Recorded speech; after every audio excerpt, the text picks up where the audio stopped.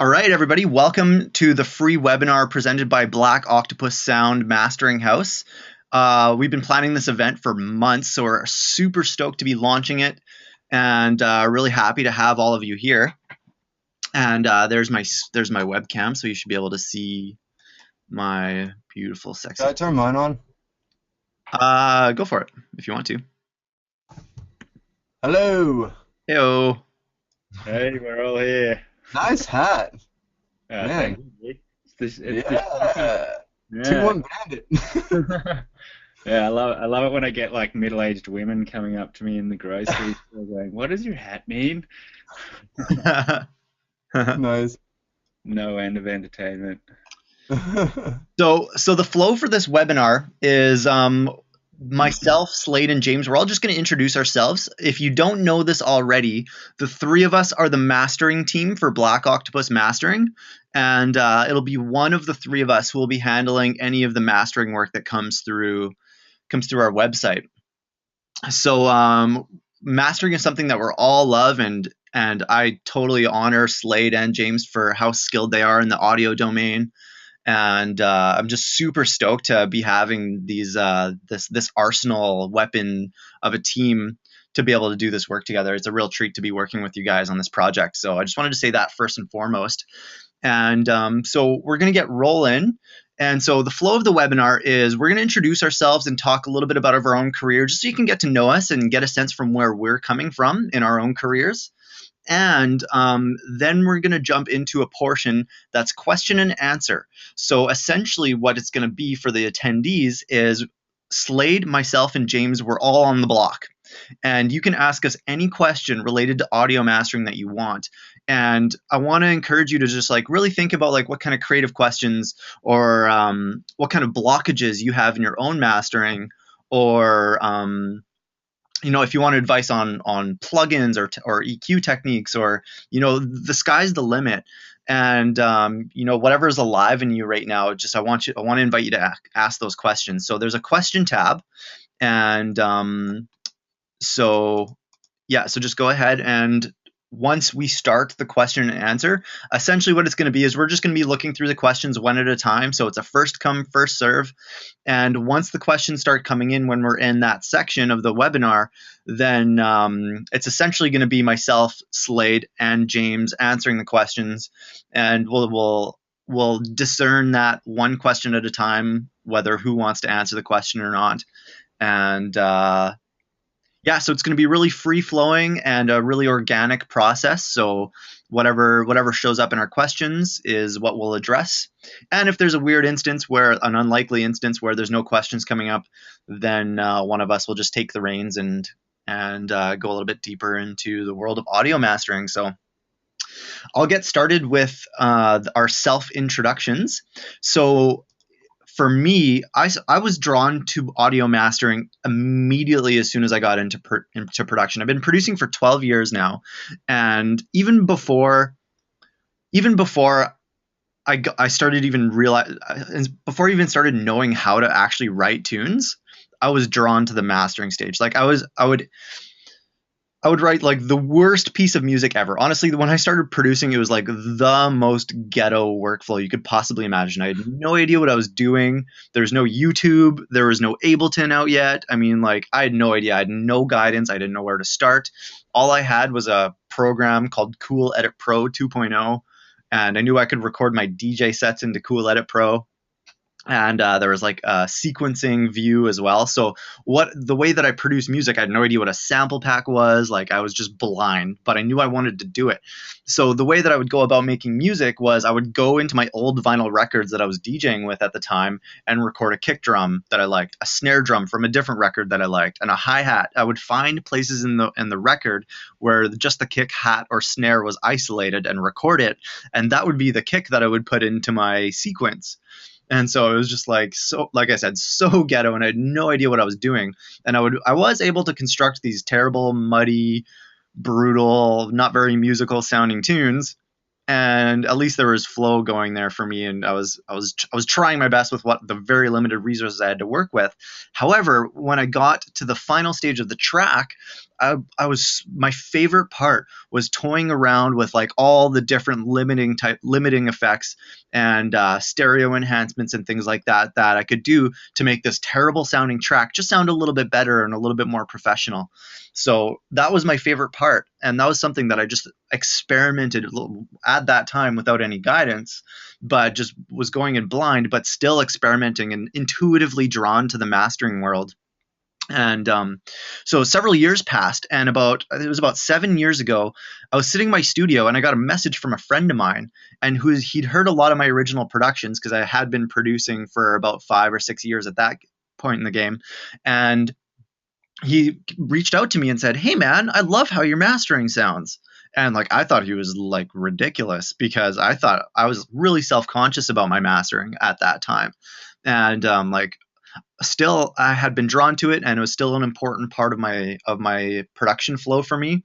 And I still was self-conscious about it, but he reached out to me and said, "Hey, I love your mastering." And I was like, "Okay, is this guy crazy?"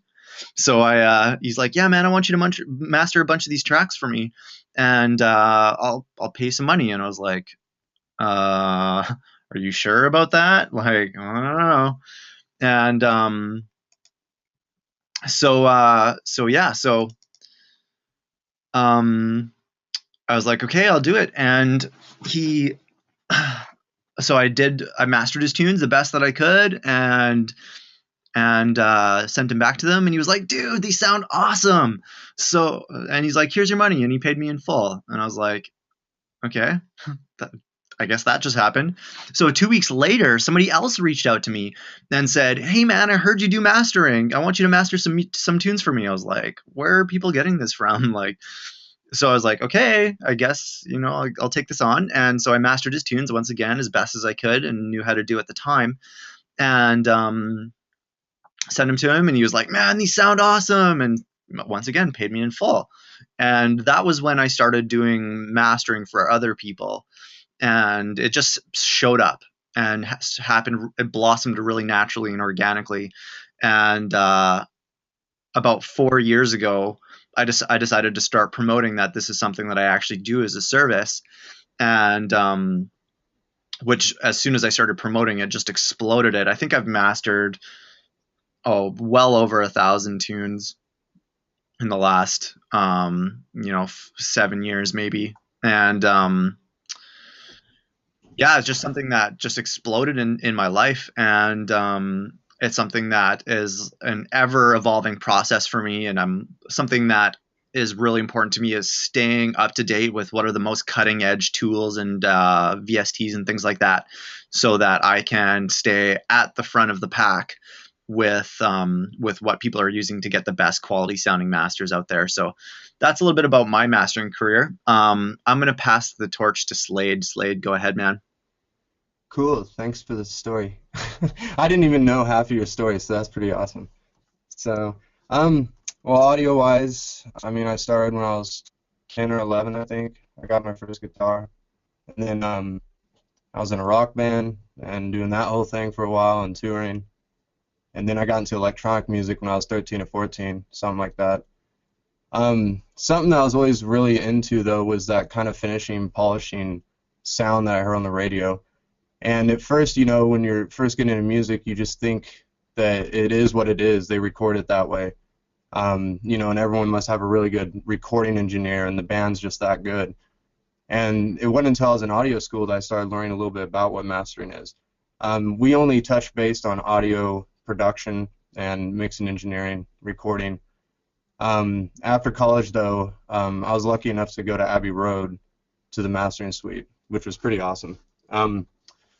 I was working with Alex Wharton. He's like done a lot of stuff, Chemical Brothers and all them. So it was something that with mastering, it's not even an internship, but it's something that you just slowly meet other people doing it. It's kind of like a niche industry thing. You can get some education these days on it because it's so popular. But for years and years, I mean, the line between a recording engineer, mixing engineer, mastering engineer has got broader and broader. Back in the 70s, 60s, I mean, there wasn't a difference. They were just doing it straight across. So I just really got into it that way. Working in the box was something that I kind of started with. slowly getting outboard, things like that. And it's funny because the more you work around outboard, then you slowly go back towards the in the box lately because the emulations are just getting so good. There's certain things that you just can't get in the box. EQ lifts and stuff kind of become digitalized. Um, but it's definitely just an interesting thing to me.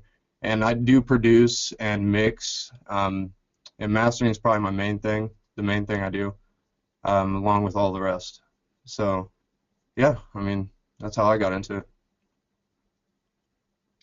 Right, looks like I'm lucky last. So, uh, my name's James. I'm a Gemini. I like long walks on the beach and music production.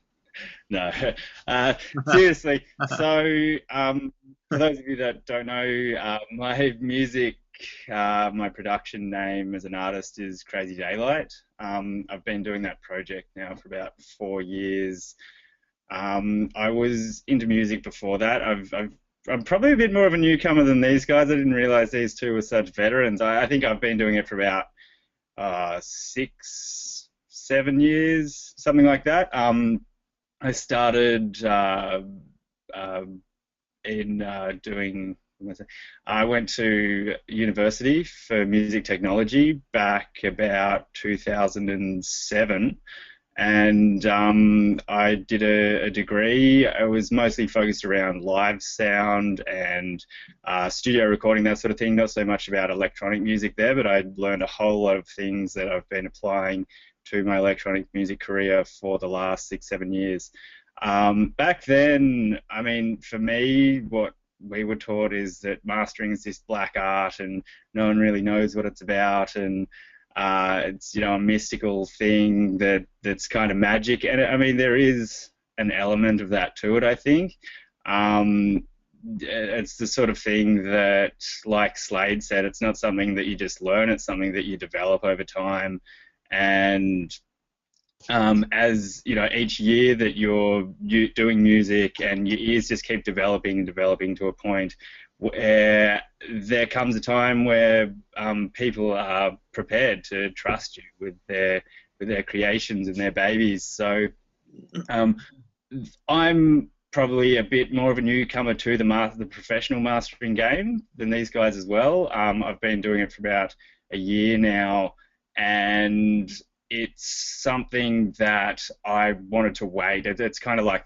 to me, it feels like the final step in a producer's career is turning to mastering, because mixing, all that sort of thing, it's something that you have a lot of control over manually, whereas mastering, you really have to be able to pick apart a song and know what is best for that song and how to apply a certain technique without completely destroying the rest of it. So yeah, that's me. That's my sort of quick take on mastering and what I'm doing at the moment for Black Octopus. Sweet man, we're Thanks, glad to have you James. on board, James. Something that I want to say personally, James, about James is that man, your music just speaks for itself, dude. I mean, Thanks, buddy. you clearly got the skills and the chops going on. So we're super stoked to have you on board for Black Octopus Mastering, and I have full faith in your ability to rock out really Yeah, awesome bang and sounding masters for people. yeah, Um, absolutely. Look, I'm confident too. Yeah.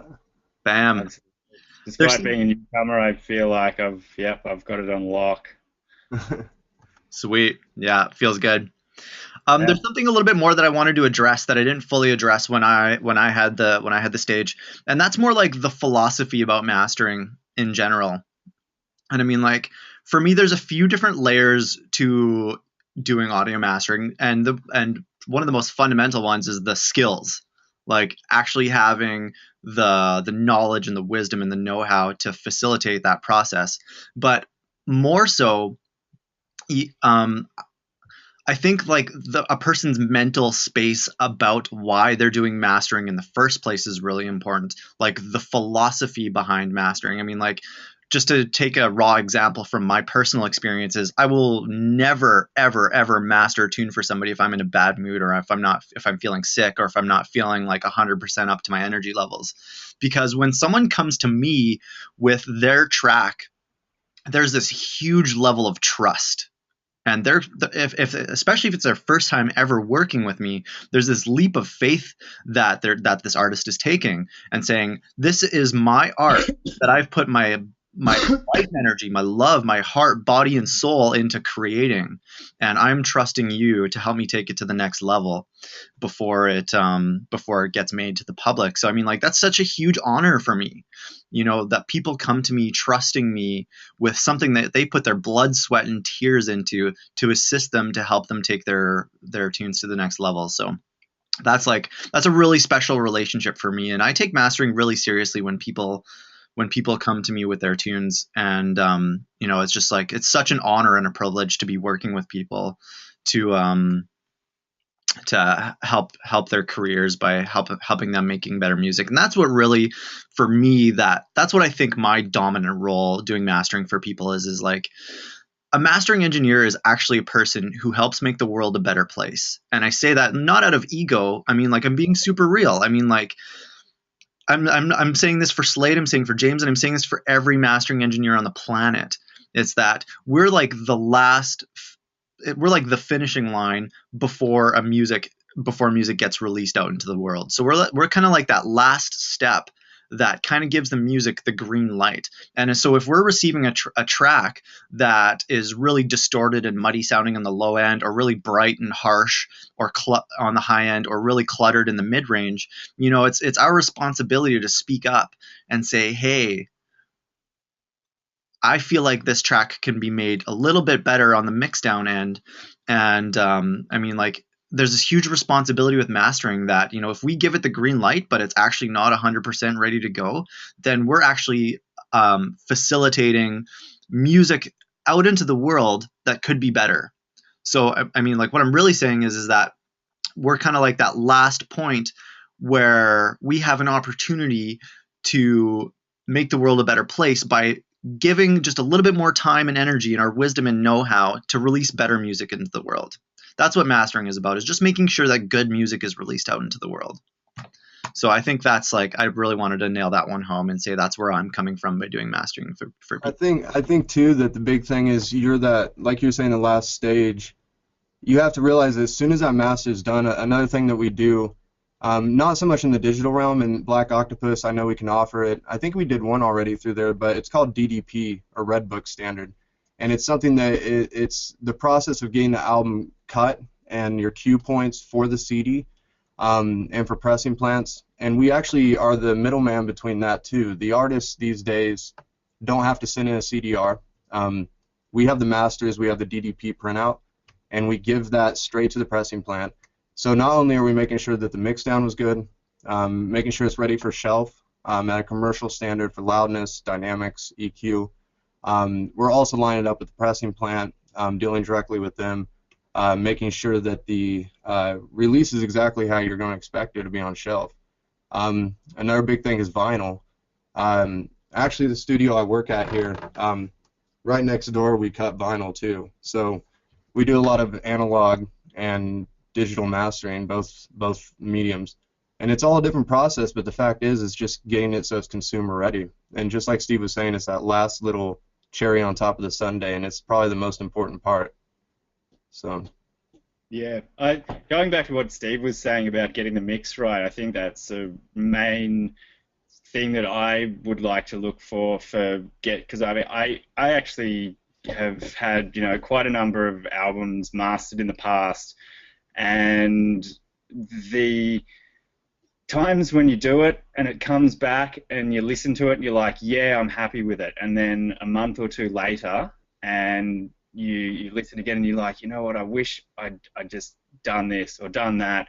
And having a mastering engineer which is happy to have a listen to your mix and give you some notes and let you fix it before they do their work on it is just an indisposable asset to a producer, because I mean, no one wants to have regrets with things that they can't change from the past, and that's one thing that's just going to haunt you every time you hear a song is those few things that you can't change. So if whether you're getting your stuff mastered with Black Octopus or anyone, try and find someone that you can have a really good working relationship with, not just send your tracks off.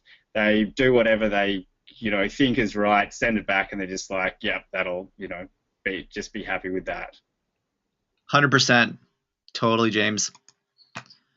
I feel good about talking about where we're coming from and our philosophies and our histories and stuff like that. Do you guys feel good about that and jumping into questions? Yeah, I'm cool. Cool. We got some questions rolling in. Question number 1 is from Patrick. What are the typical chain of plugins you use for mastering? That's the golden question, isn't it? So I'm gonna take the reins here with this one, if that's okay with you guys, and I'm gonna open up my mastering chain into Ableton. Everybody should be able to see my screen now, and I shall open up my mastering template. And I'm happy to show you what my chain of plugins looks like.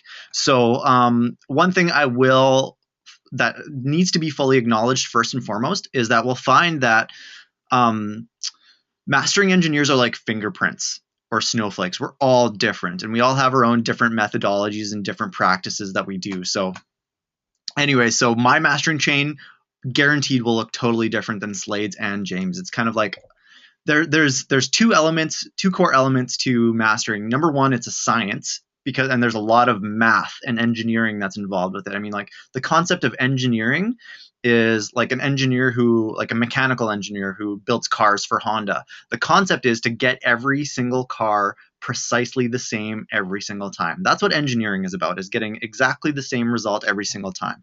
So mastering is part engineering, but there's also an art to it as well. And art will find that it never comes out the same way twice. No two tracks are ever the same. No two paintings are ever the same. So there's this dualistic quality to mastering that happens, where it's about the engineering and getting really crisp, clean, very commercial, professionally sounding results. And there's an artistic side of it where it's all different as well. So, and we can get a little bit creative and innovative with how we can make this more artistic. There's a way of being artistic with mastering as well. So anyways, here's my screen. I'm assuming you all can see it. You can see it. We're good to go. Slade and James, you can verify that you can see my screen? Yeah. So something that I just realized is that one of the plugins that I typically use was a mono version of the plugin, and that's not exactly what I want. But okay, so here's my mastering chain in Ableton, and I load this up every time I do a master for people, and there's a lot of different plugins here, and I need to be clear that I do not use them all ever. I have it's sort of like a buffet of different plugins that I can and will use, and I'll just demonstrate how I use them. So the first plugin in my mastering chain, the first 3 are orientated to tweaking the tonal balance of the sound itself. So that's like, it's not about making it sound stereo widened or anything like that. It's about taking the tonal balance of the track and working with that, and kind of like how a sculptor will, like someone who sculpts a human head, they go through like little micro details in the eyebrows and things like that, and around the eyes and around the lips to make it look like a high definition human face. These first few tools are about doing that with audio. So the first one is a low-end saturator that I used from the Waves bundle. It's called Max Bass, and it is an awesome plugin for filling out the low end. The low end tends to be a battle for a lot of different producers, so this can really help if the low end's a little bit too quiet or needs a little bit of warming up. Then we can just use this Max Bass fader here, and it introduces some extra harmonics into the low end to kind of give it a sense of that it's filling out the low end or making it a little bit fatter. Now, I need to say that if there's too much low end in a pre-master, I will not use this plugin, because I'm just going to create even bigger of a mess than what's existing already. So my next 2 tools are 2 different EQs. Now, I use them slightly differently, and I'll explain that. So this is your Ozone 6 EQ, normal EQ. So I'm doing a couple things here, and the first and foremost is that mid-side mode is activated. For those that don't know, mid-side is a different way of saying mono in stereo. So by doing mid-side, what we're doing is I can just boost the mono information only, or I can boost just the stereo information independently from each other. Whereas in your typical single stereo integrated EQ, we're actually, when we do a boost, we're boosting both the mono and stereo at the same time, whereas mid-side mode lets us do both independently. So that's a quick explanation of that. So what I'll do is, in the low end, and this is one of my favorite mastering techniques, and I do this every track that I master. And I go to the low end, and you'll see that I'm scooping out the low end information in the stereo field. So the gift that offers is that most producers know that the low end should be in mono, like things like our kick and sub basses and stuff like that are in mono. However, kicks sometimes carry stereo information. Low end synthesizer sounds sometimes carry stereo information. Vocal recordings carry low end stereo information.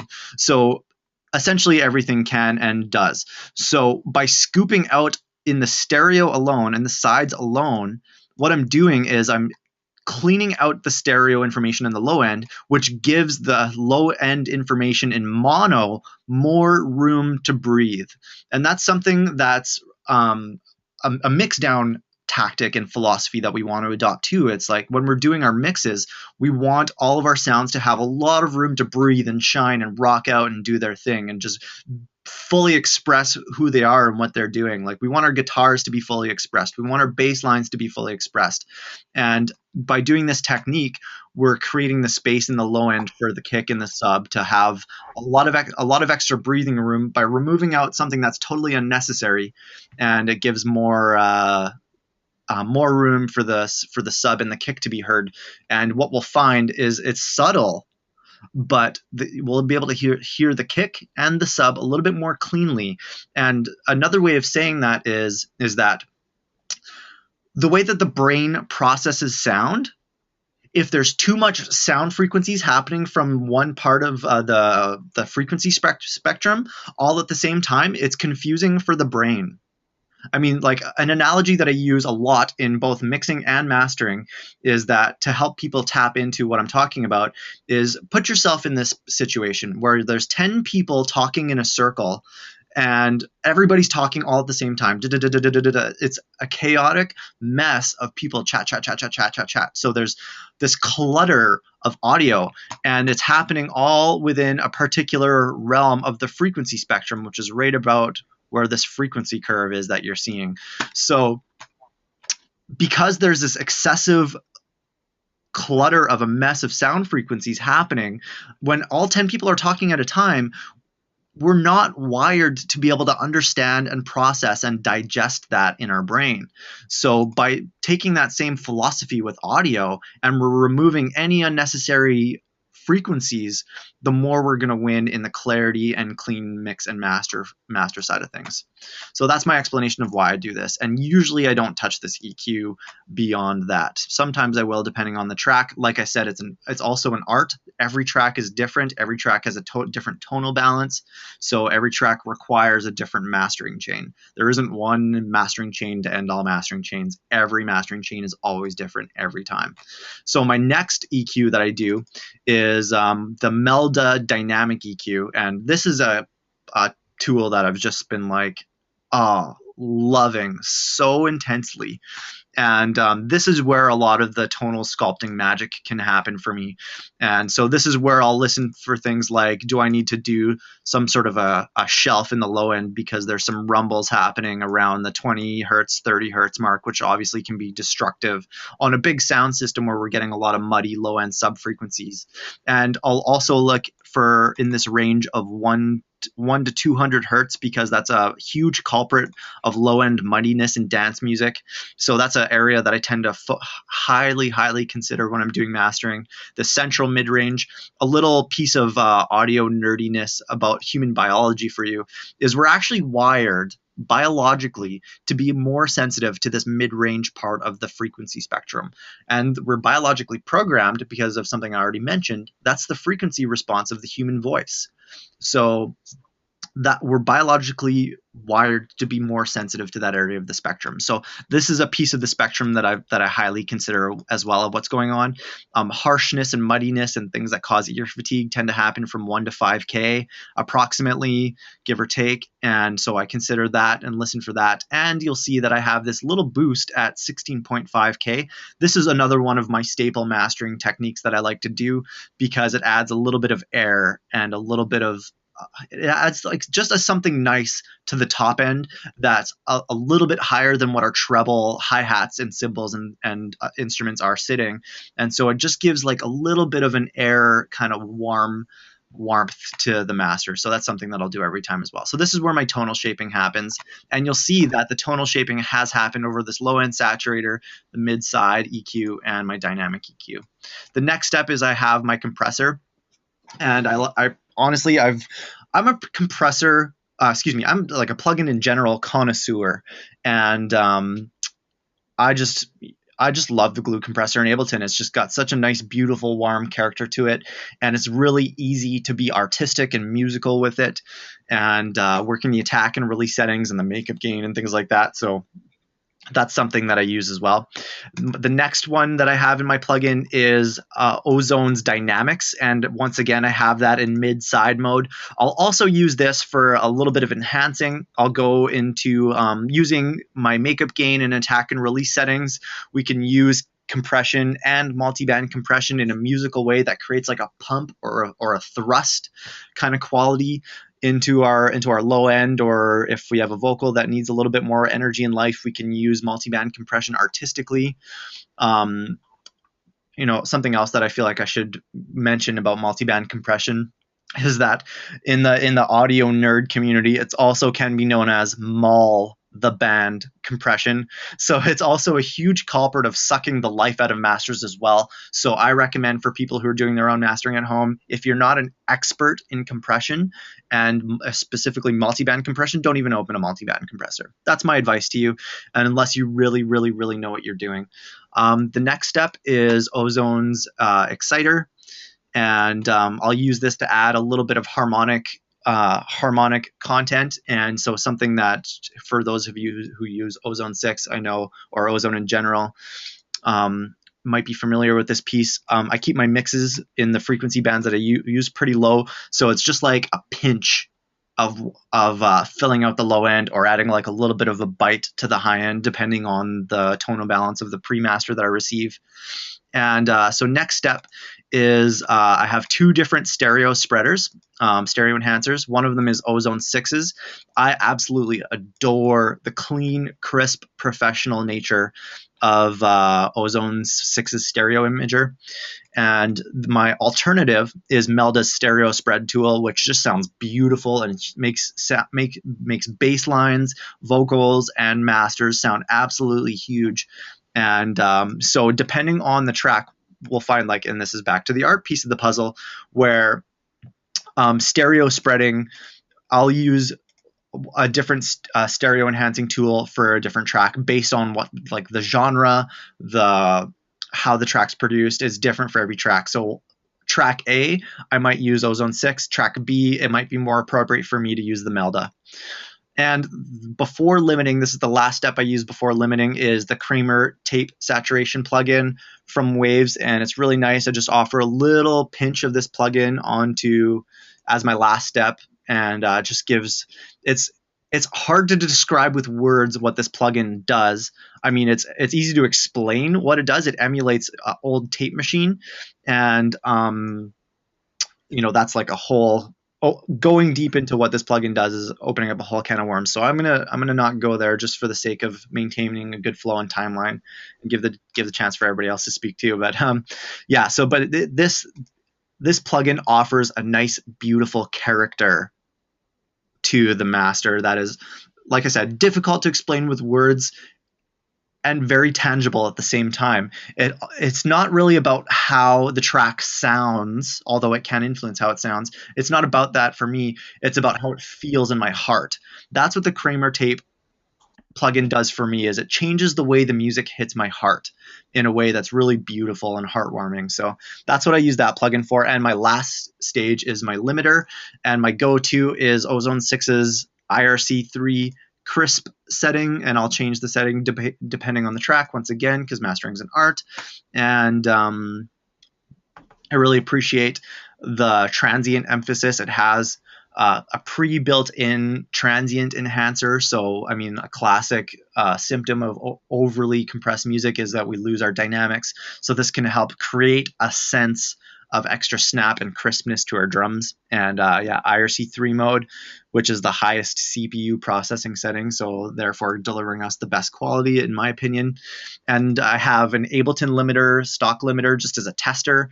And I also appreciate Melda's limiter because it has a saturator built into it, so we can not only use it as a limiter, but fill out some extra harmonics as well. If the track is not very well produced and kind of thin and empty sounding, then I'll sometimes integrate the saturation to kind of fill it out a little bit more at the limiting stage once again. But that can be a double-edged sword, and we can create a muddy low end or an abrasive sounding high end. So I tend to be really cautious with using that.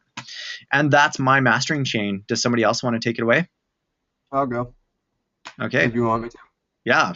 Dude. You want to go, James? You want me to go? Slade, you're on. Oh, I'm on. Okay.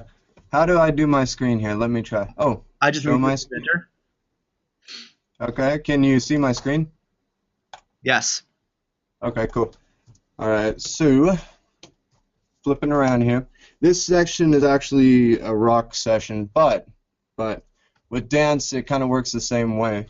I'm a very simple guy. Like, after seeing his chain, which is funny because we've worked together for years, but I've never seen his chain. And us mastering guys, we don't really look at each other's chains. That sounds kind of dirty, but we don't really look at each other's chains. I mean, it's just something that we might talk about in passing. Oh, this compressor's great. This stereo comp. I mean, it's so good. But it's more of a nerd talk. It's not like, okay, this is exactly what I use and this is how I use it. So it's kind of cool that I'm getting ready to share this because I haven't with anyone. We got the UAD unit here, so as far as in the box, I've been using a lot of UAD. The main thing that I do when I first get the pre-master in, actually I'll start with that. So as soon as I first get a pre-master in, I will check the RMS and the gain. This is extremely important. So I will analyze I'm in Pro Tools, but I will analyze right here, analyze waveform, and a good stereo mix down should be, sorry, that's the wrong one, not pre-master. Sorry guys, this is first time. This is my first time mastering, guys, so bear with me.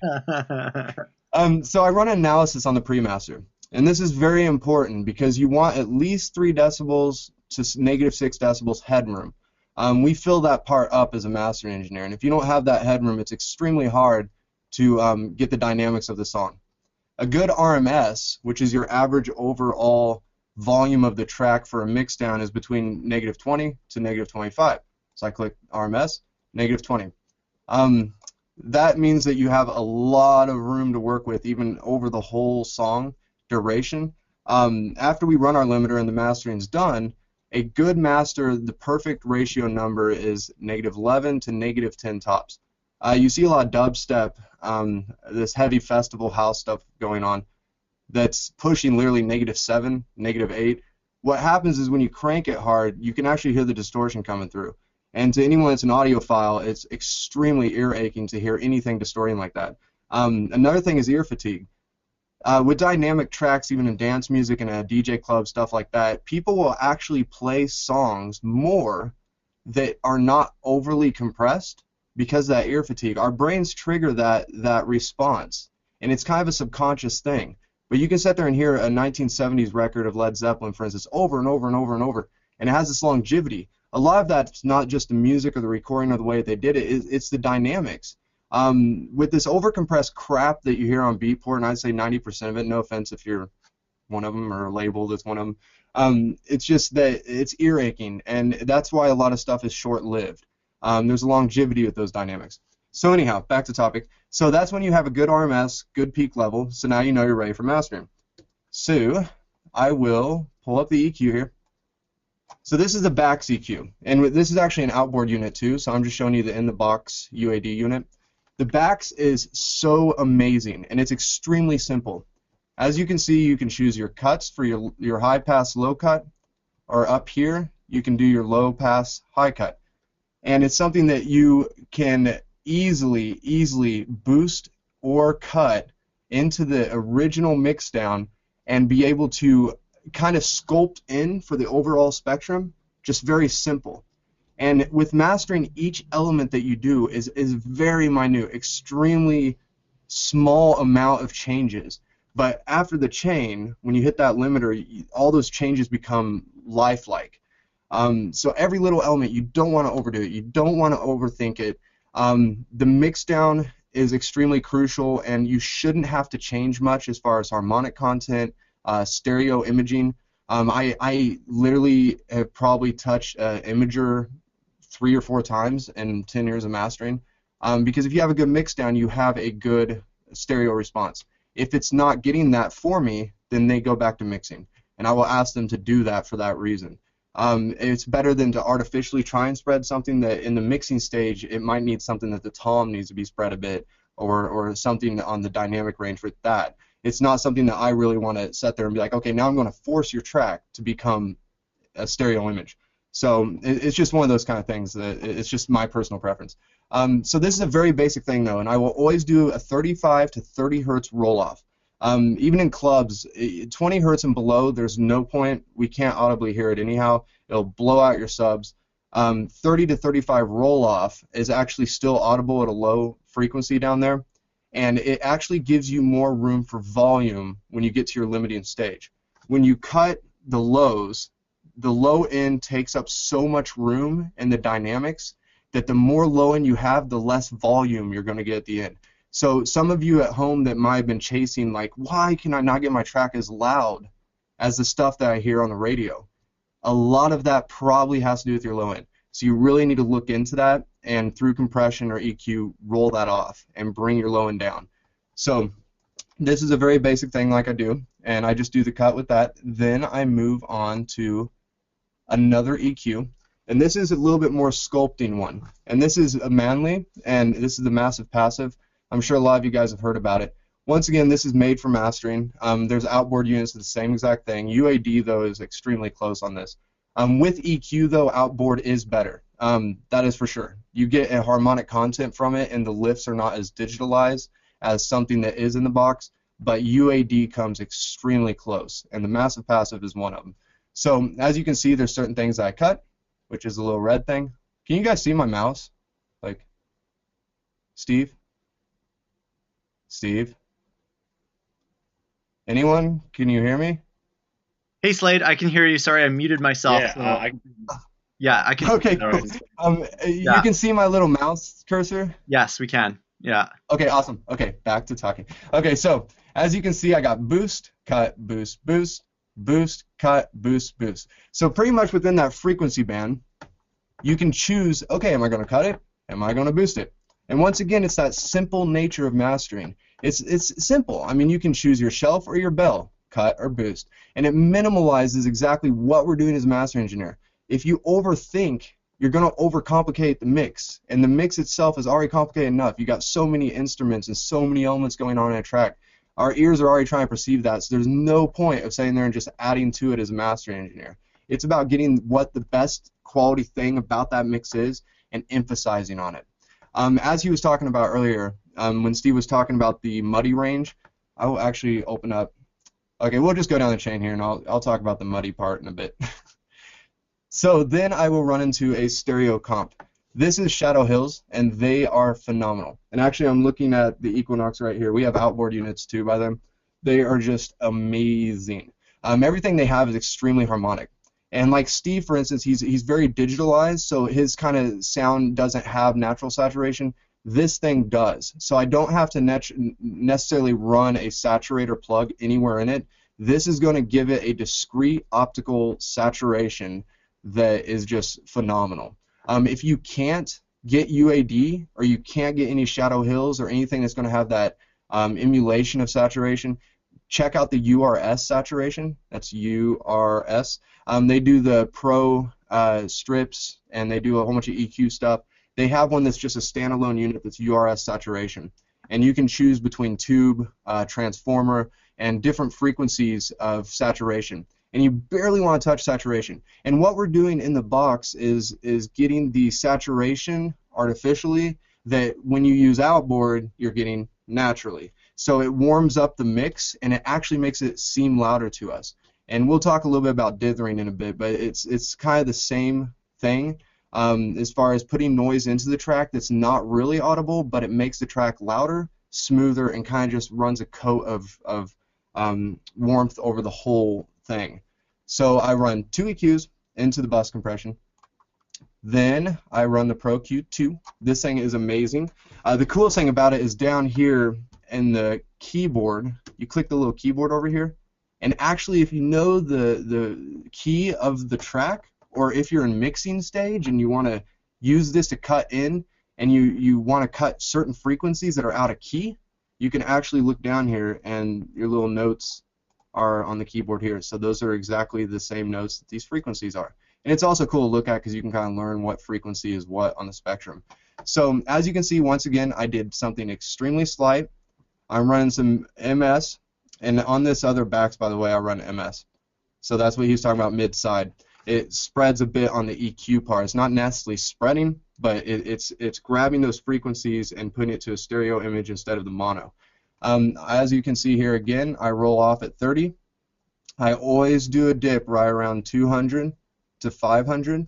That is where a lot of muddiness comes from, especially with rock or something that's a lot of analog outboard. You really have to cut that. And it's also allowing for the spectrum of the highs and the lows to pump through more and give you more dynamics. When you cut that muddiness, it allows the other part to be more audible. So it's a really cool thing. And actually when I'm mastering is I will take this frequency when I first start, and I will just run it like this while I'm playing the track, extremely tough, and just run and find where there's actually just a little bit of harmonics, not affecting the song so much, but just clean it up. So you're not wanting to hear like, oh, okay, I'm sweeping and then the snare's gone. You probably don't want to cut that too much. You keep going down until you hit right between that little pocket of 250 to 500 range, and you'll hear not a lot of content being taken out of the track, but you're hearing the rest of the content come to life. And that's just a really cool thing. So I go really harsh at first, I find where it is, and then I will work my way up. Same with the low end. I will sweep it clear from up here at probably 15K, and just sweep down, find where my sub's at, and sit it. And once you sit it there, then you're just, boom, done. So it's another one of those things that you want to overdo it, work your way back into the finesse, and just find the little bit that you're doing.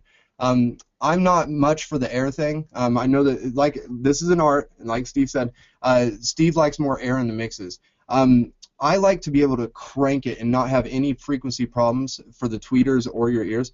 I have a very sensitive ear for high end, like extremely sensitive. I know there's some people that do, and some people that like more of that high end thing for earbuds and stuff. And I'm just more of a mid-low kind of pumping rocking guy. I do always cut the highs, and the only lift I will get is from my cuts. If you see here, I got cut, cut, cut, cut, and roll off. So this little thing right here, you could call it a lift, but it's just that it's harmonically going to be louder than that of the first thing, but I'm not necessarily pushing that lift.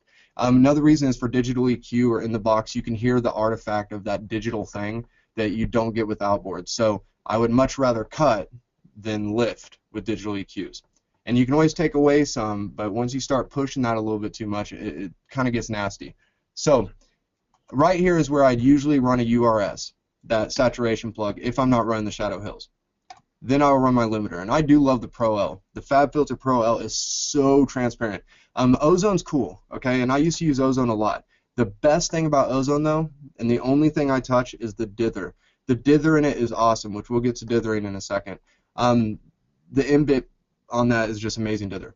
Anyhow, so I got the Pro L, and this thing's great, and you just click the little Advanced tab, and this is your look ahead, and this is actually telling your compressor where those peaks are coming, and it tells the attack of your limiter when it's going to respawn. If you have a pretty quick look ahead, then you probably want a pretty quick attack. If it's for house music, for instance, I usually do like 100 milliseconds, so you let that kick tap through. You don't really have to worry about your transients too much either with this chain I'm doing. There's not going to be a lot of transients taken away.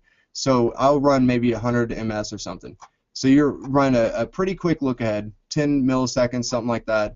Run anywhere from 50 to 100 milliseconds attack, and then your release, you kind of just want to pull it until you don't hear it pumping and you hear it kind of getting louder, but it's not distorting.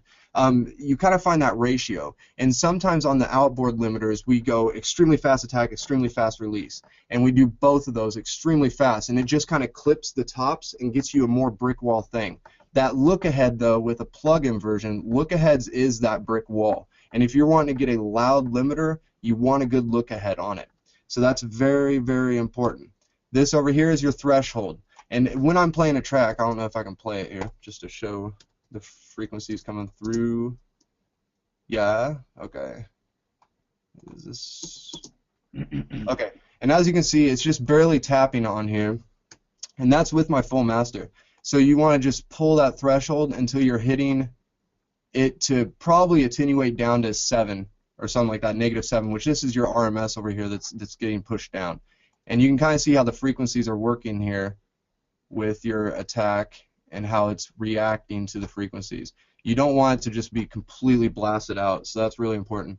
So then we get to the dithering stage, and I'm going to go ahead and open up the ozone real fast because I know that everyone has that at home. Where are we at? Okay. So, and this is the 5, apparently, old school.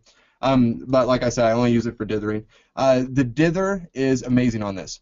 And they have so many different forms for the noise shaping and stuff. If you're doing extremely high level, loud music, then you might want to use a higher dither amount and a higher noise shaping.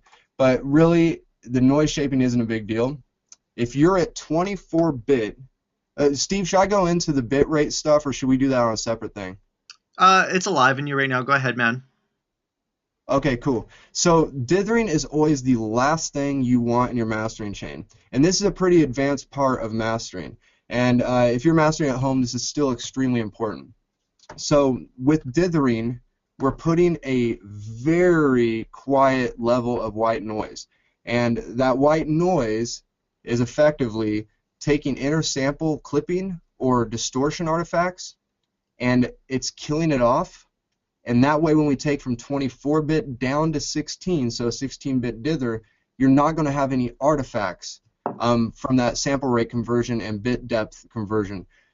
This is extremely important because when we get pre-masters, we ask that they are at 2496K, 24441, 24-bit, 32-bit, whatever you're producing and mixing at. You want to keep it at the highest possible bit depth and sample rate possible. So we will dither it. Leave it to us to dither it. If you're in Logic or Ableton, do not push the normalize button, do not push the dithering button, and it happens way too many times with clients coming to me with dithered and normalized tracks. So you want to keep it at 24-bit, don't dither, and we will dither to 16-bit. So you click the little 16. I would do just a normal dither amount unless you're at a very high level thing.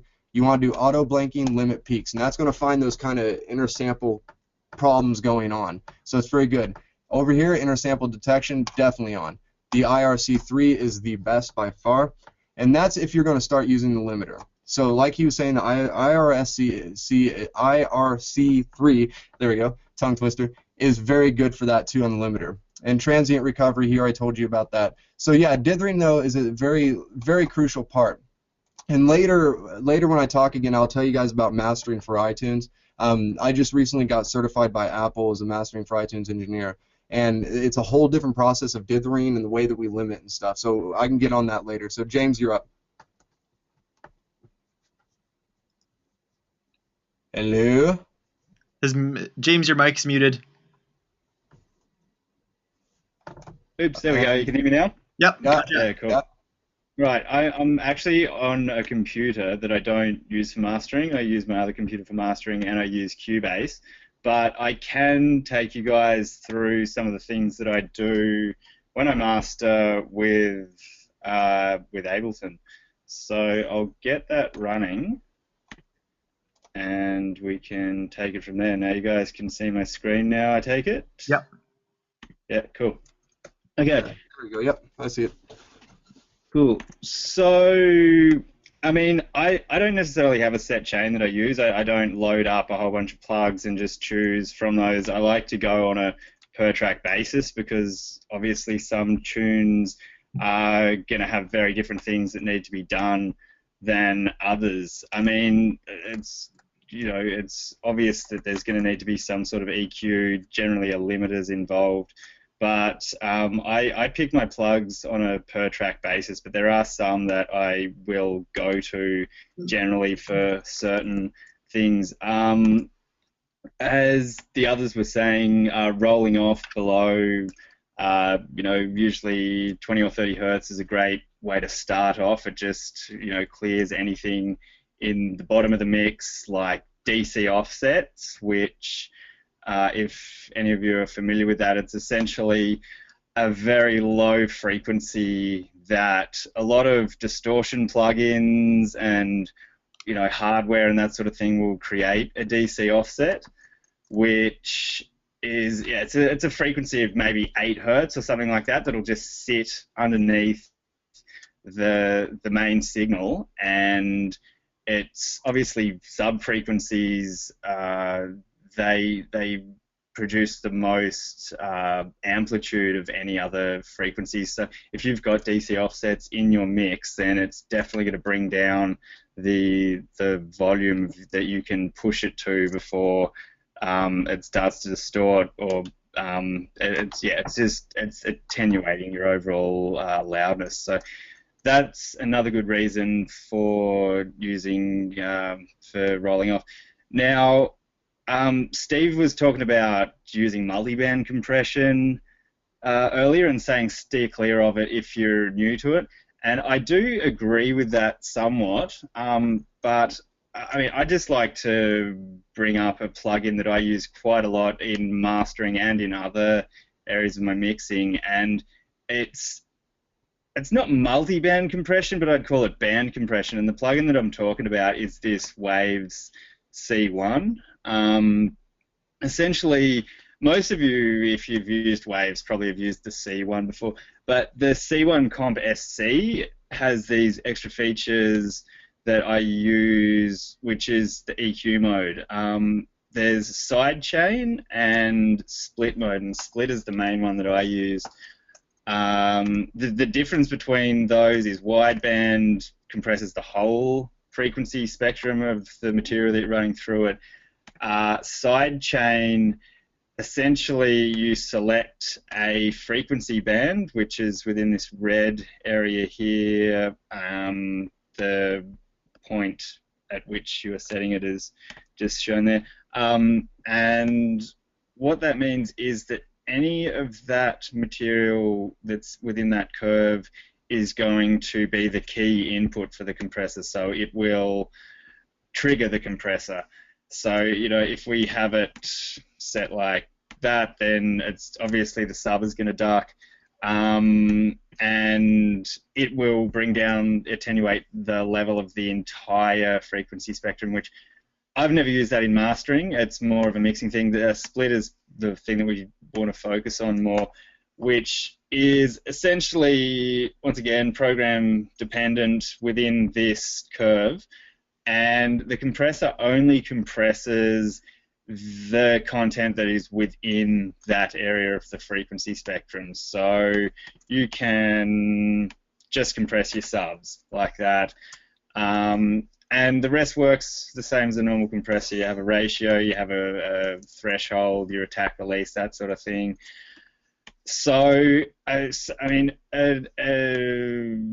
something that I would use this for is, say, if the kick drum is punching way too much. Quite often people, have given me mixes where, say, 200 hertz of the kick drum is just whomping, and it's probably just to do with, perhaps their speakers are particularly bassy, so the low end of that kick drum is kind of sounding bigger than it is, and then you sort of compensate with some higher frequencies. So using this, you can, say, just control that area of the kick drum without compressing the rest of the mix, and hopefully you'll be able to get it to a point where it's not only it's just affecting the kick drum and not doing too much else to the rest of the mix. Because whenever you're using something like this, you really have to take into account what it's doing to the rest of the mix.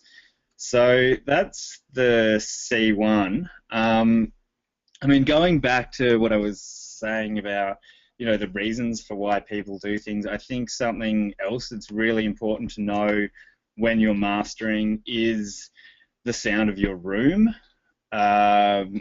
Especially, if you're at home in your studio, you might not have a lot of acoustic treatment and all that kind of thing. Knowing where the peaks and troughs are in your room really help. And I mean, that's not necessarily part of a mastering chain, but I mean, I think that your ears and your room really are part of the mastering chain because it's affecting the sound and how you're perceiving the sound. So I would advise just getting something like a sine wave and just sweeping through the sub-frequencies and seeing which ones take off and which ones don't, and that will help a lot with assessing an objective sort of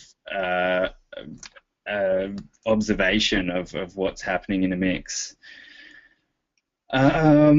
Steve was also talking about mid-side.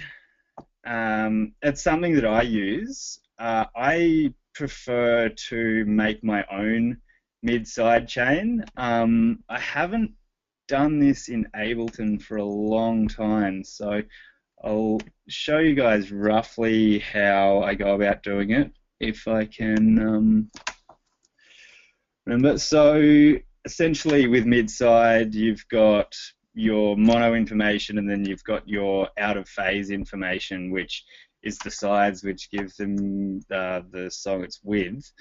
So what you can do is use this utility plugin to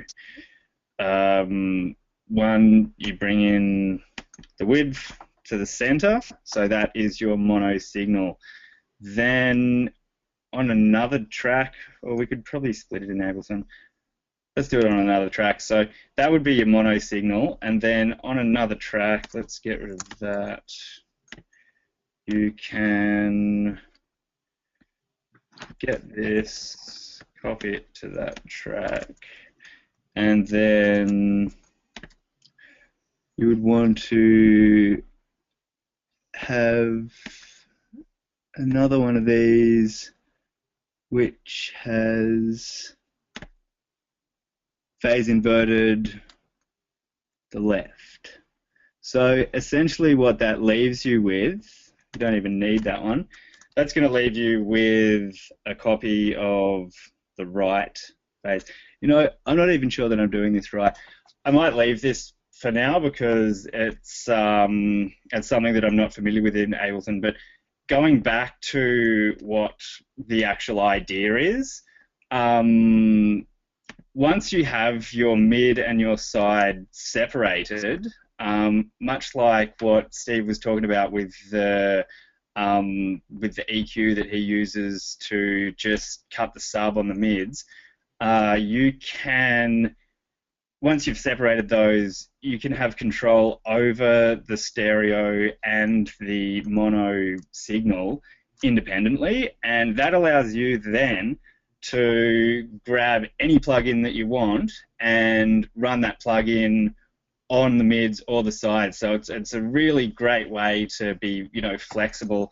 An instance where you might want to do that is say vocals. If you're trying to sort of pinpoint the vocals and get a part, say the vocals are a bit harsh at 3K and you really need to do something about that, but say when you EQ out 3K on the entire mix, it starts affecting the guitars start to sound dull, that kind of thing.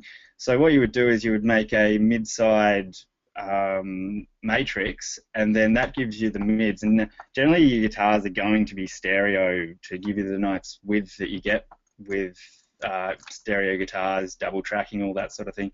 So the vocal is usually centered. It's a mono thing in the mix. So you have the vocal processing on the centered part, on the mono signal, and then you can pull the 3K on that, and it's not going to affect the guitars so much. So that's a really good trick to be able to use. I hope that that was explained okay with my using Ableton, and yeah, not really knowing how to set up that chain so easily in Ableton. And moving on, something else that I like to use, similar to Steve, is the Isotope Exciter plugin, which I have here. Where are we?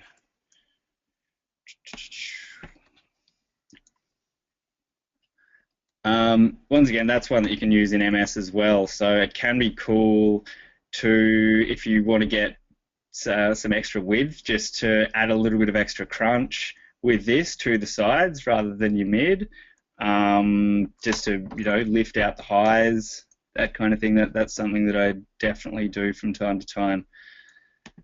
And yeah, I mean, as far as EQ goes, I'm a fan of the Waves REQs. They run at 32 bits, so they have like a nice amount of headroom. You can run a fairly hot signal into them, and they're fairly transparent. What else? There's something that no one has mentioned yet, is the Sonox limiter. I don't actually have this on this computer. I only have it on my mastering computer, but it is a Sonox. They're made by Sony. The Sonox limiter is just really, really tight sounding. You can drive it quite hard without getting distortion. It also has really good dithering on it, same as the Isotope products. So if you don't love the Isotope stuff, I would seriously consider giving the Sonox limiter a try and seeing whether you like that better, because that's my go-to instead of the Ozone stuff. So, I mean, that's more or less, I think, yeah, the main points that I wanted to cover with mastering. And yeah, I can pass it over to one of you guys. Sweet, thanks for that, James. I just kind of really want to acknowledge just how special this is to have three people well versed in audio mastering all showing our mastering chains. Like, I've never seen this happen ever. And Slade kind of alluded to that right when he first started his rant, that we don't really talk about exactly what our mastering chains are. So for us to be able to do this in front of an audience is just like a really special experience for people. I don't think, like, I've only ever done that for, maybe a couple people. So to be able to do this publicly, and this video is going to be going on YouTube too. So that's really something. Yeah. Okay. So I'm going to jump on back as being the presenter, and so we're going to keep rolling on the questions. So the next question is from Andy. The question is when is the right time to use a compressor, and any tips on using them most effectively? So that's a really awesome and very important question. First and foremost, I'll just address where I keep my compressor, and this is just what I was taught in my mastering training. And so we do this flow where we affect the tonal balance of our track, and then once we're totally happy with the tonal balance, that's when we go into compression. And so if we were to compress first, then we're getting a totally different signal being fed into the compressor. So it's a totally different level of amplitude on both the low end and the high end that the compressor is responding to. And then we're mega altering the tonal balance after. It doesn't really give us an accurate form of compression and mastering. So it's better to alter the tonal balance first and give the compressor feed the exact tonal balance that we want into the compressor, so the compressor is responding to the tonal balance that we want. I hope that I explained that in a way that makes sense, but that's my answer to the question. And when I activate my compressor, something that's really important for me is depending on the genre, let's say we're working with like a dubstep or a trap or some sort of like 100 BPM to 140 BPM genre, I'll keep my attack time as with the glue, it's always as high as it can go, which is 30 milliseconds. And the reason why that's utterly important is to let the initial transient on a drum squeak through. I'm going to open up my internet browser here, and this is just for the benefit of people attending the webinar. Let's really look at a drum transient. This is the perfect image right here. So when we're talking attack time on a compressor, it's responding to the amplitude of our audio. And so this is the first peak that's going to touch the compressor because it's the highest amplitude. This is also our transient. The definition of a transient is a spontaneous burst of energy. So there's multiple forms of transients, but this is an audio transient specifically.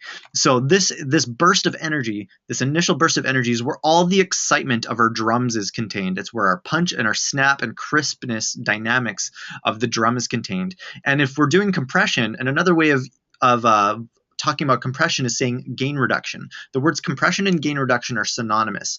So if we're doing gain reduction, like that is quite literally the reduction of gain or volume, if we're reducing the gain of our transient, we're actually quieting the snap and we're sucking the life out of the snap. So if our attack time is set to 30 milliseconds or higher, then the gain reduction doesn't start happening until that time. So if we have a zero attack time, meaning it starts immediately, we're snipping off our transients. However, if we have a higher attack time, the gain reduction doesn't start happening until after the transient has passed through. So that preserves the snap of our drums. And like I said, I hope I explained that in a way that makes sense. It's as best as I know how to explain it. So we want a higher attack time optimally. Now, there are genres like drum and bass that are like 170 BPM, where there's just so many drums and transients flying all over the place that we can actually create some over-compression distortion by having a too high of attack time, or a compression artifact by having too high of an attack time. And a compression artifact is subtle and requires a trained ear to identify most of the time, unless it's really exaggerated. But a compression artifact can sound like the constant fluctuation of volume happening in a way that sounds messy and untidy. That is too much compression. A very wise piece of compression advice that you can receive is some of the best types of compression are when you can't tell that compression is actually even happening at all. So that's kind of my overall philosophy, unless I'm using compression in a way that I'm using to add some pump and thrust into a sound. And that way it's more artistic and musical, and we can audibly hear the compression, but it's done skillfully and artistically. But yeah, so as a rule, I keep my attack time high. Drum and bass, I'll tend to lower it a lot just so I don't have that constant compression artifact happening, which can happen with drum and bass music. And as a rule, I typically keep my release time really high. That also prevents that dramatic jumping and down and wafting of volume. And but once again, depending on the track, depends on the genre, it's never the same. I mean, for drum and bass, I'll probably lower both of these settings significantly, and I'll use a ratio of either 2 or 4 on my glue. And if I decide to use another compressor, I may dance around the 2.5 to 3 ratio area. Something else as well that I do religiously is I'm going to actually just load up a pre-master from a recent track. Let's just say this is it. And so I'll play the audio, and we're going to keep an eye on the compression signal.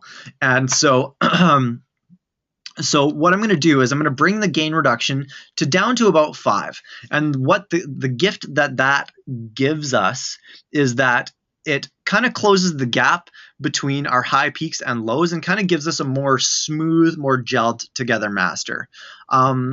5 is actually a bit high. I remember when I first started doing mastering, I tend to gravitate towards like 2 decibels of gain reduction, but just now I'm finding myself gravitating more towards around 5. And what I'll do is we'll just keep an eye on this compressor here and keep an eye on this needle. Remember, this is a measurement of decibels that we see here. So we're going to lower the gain reduction to about 5 decibels.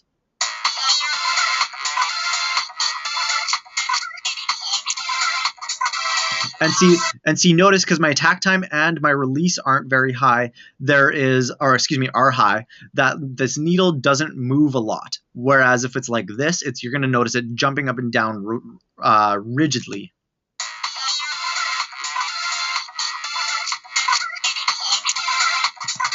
See how it's a little bit more smooth? That means there's not a constant volume fluctuation. Remember, this is a measurement of volume that we're seeing here. So there's not that constant fluctuation. So what I'll do is I'll just find that sweet spot where I want to hit about 5 decibels of gain reduction. And then I'll boost my makeup gain to 5 and leave it.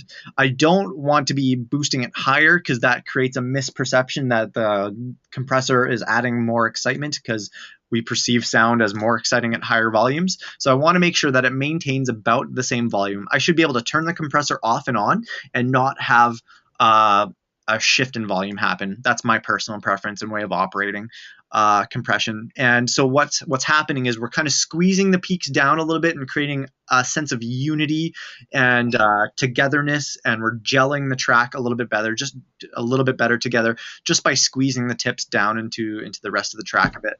So that's how I use compression and mastering. Does somebody else want to jump in? I mean, I think you've pretty much covered everything there. You know, and I guess a good thing to highlight is just, you know, the reasons that you would use compression in mastering. And, you know, I mean, one of the main things that I think of is just not having to drive your limiter quite so hard.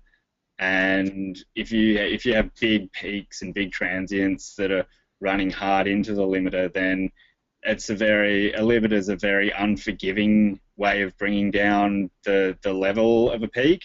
Whereas with a compressor, you can just be a little bit more subtle and just massage those peaks into place in a more musical sounding way, rather than just smashing the crap out of them.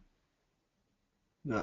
I'm going to touch base too on the, since we're talking about compressors, a lot of people have the question, should they use a stereo bus compressor on their mixdown? And I'm sure you guys have both heard it, Steve and James, many of times, that should we have dynamics on our master bus or should we not in our mixing stage? And it's extremely important to know, if you know what you're doing and you're mixing the tune with it on the master bus with extremely slight decibel reduction, like we were just talking about, I'm talking 1 or 2, to give it a little bit of something, that's fine. Just tell your master engineer that you used one. It's very important. But I'm not telling you to run out and start doing bus compression on your master bus for mixing. It's better not to. Sometimes, like, we have an API 2500 outboard and stuff that my studio partner loves, and when he does rock, he throws everything through there, or runs the plug version, whichever. Or with rock and stuff like that and folk music, it really kind of brings it to life, and we will put the gain reduction up a bit to give it some harmonic content.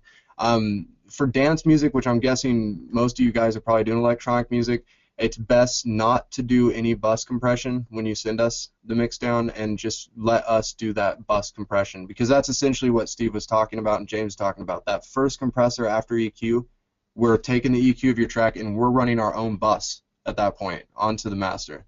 And just we're kind of doing the job that you could have, but after a little bit of mastering EQ. So yeah, I feel like if you need to do mastering chain stuff for your mastering engineer to get it right, you know, if he's not getting the compression right, then maybe it's not the right person to be getting to master your tracks. Because, I mean, anything that you can do, you know, a mastering engineer should be able to do themselves. So it's just kind of adding extra complication to things that might not necessarily be needed. yeah. Great. Awesome. Next question. Chris, is Slade at Influx Studio right now? Yes, I am. Do you not see the platinum records on the wall back there? About 1, 2, 3, 4, 5, 6, 7 of them. Yours, aren't they? Yeah. Yeah, this is Influx, though. Yeah. Chris also mentioned, I just noticed you all have beards. We did all have sweatshirts on too. That's why I took mine off to get the sore thumb. That's awesome. Okay, so number 1 tip of mastering: grow a beard. Yeah, I think it dampens. Trying. He's doing his best. It's. It dampens the frequencies. It's acoustic installation for the house. Yeah. Okay, next question. Joseph, I sent a message to Joseph asking him to further elaborate on this question, just so we can answer this with clarity. But I didn't get a response from him. Joseph, if you're hearing this, I invite you to rephrase this question in a different way, just because I really want to nail this question and really answer what you're asking. So the question that he typed is, in the situation where you don't have a separate sub for a track, what would you do to compromise for that? So are you talking about at the mixdown stage, Joseph? This is where I'm a little bit unclear, because this sounds like a mixdown question to me. Like, it sounds like you're asking that if in our track, in our mixdown, if we have a baseline sound that is independent without a layered sub bass to fill out the low end, what would we do to compromise for that? I just want to be clear about that question. Steve, What do you hey, guys think?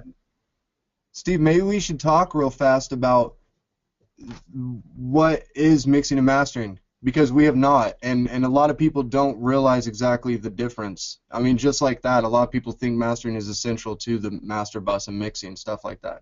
Right, okay. Go ahead, man. Do you feel like you want to take that Oh, away? it's quick. It's quick, really. So, I mean, the process is you write a song, and then you record a song. Well, this is just stereotypical. I mean, of course, us at-home producers are like, you write, produce, mix, master all yourself. But the process of writing a tune is you write it, create it, record it, or track it, or produce it, and then you mix it, which is all the elements separate. So your kick, snare, sub bass, everything, to get it to glue as a mix down, which is called summing. Anything that's through a stereo, when you sum more than one channel, it's summing. So you're getting your mix down sum, and then you send the pre-master mix down to a master engineer, which is a stereo interleaved or multi-mono. And that's the main process. And a lot of people, when they're first getting into mastering, they really are kind of confused, like, okay, where does mastering come in? What is it? And so I think that might help clarify. Yeah, good call on addressing this, Slade. Something that's shown up for me a lot in my mastering career is people asking me, it's their first time getting their tracks mastered, and they say, what do I do? Do I just send you my Ableton project file for my track? And the answer to that is definitely no.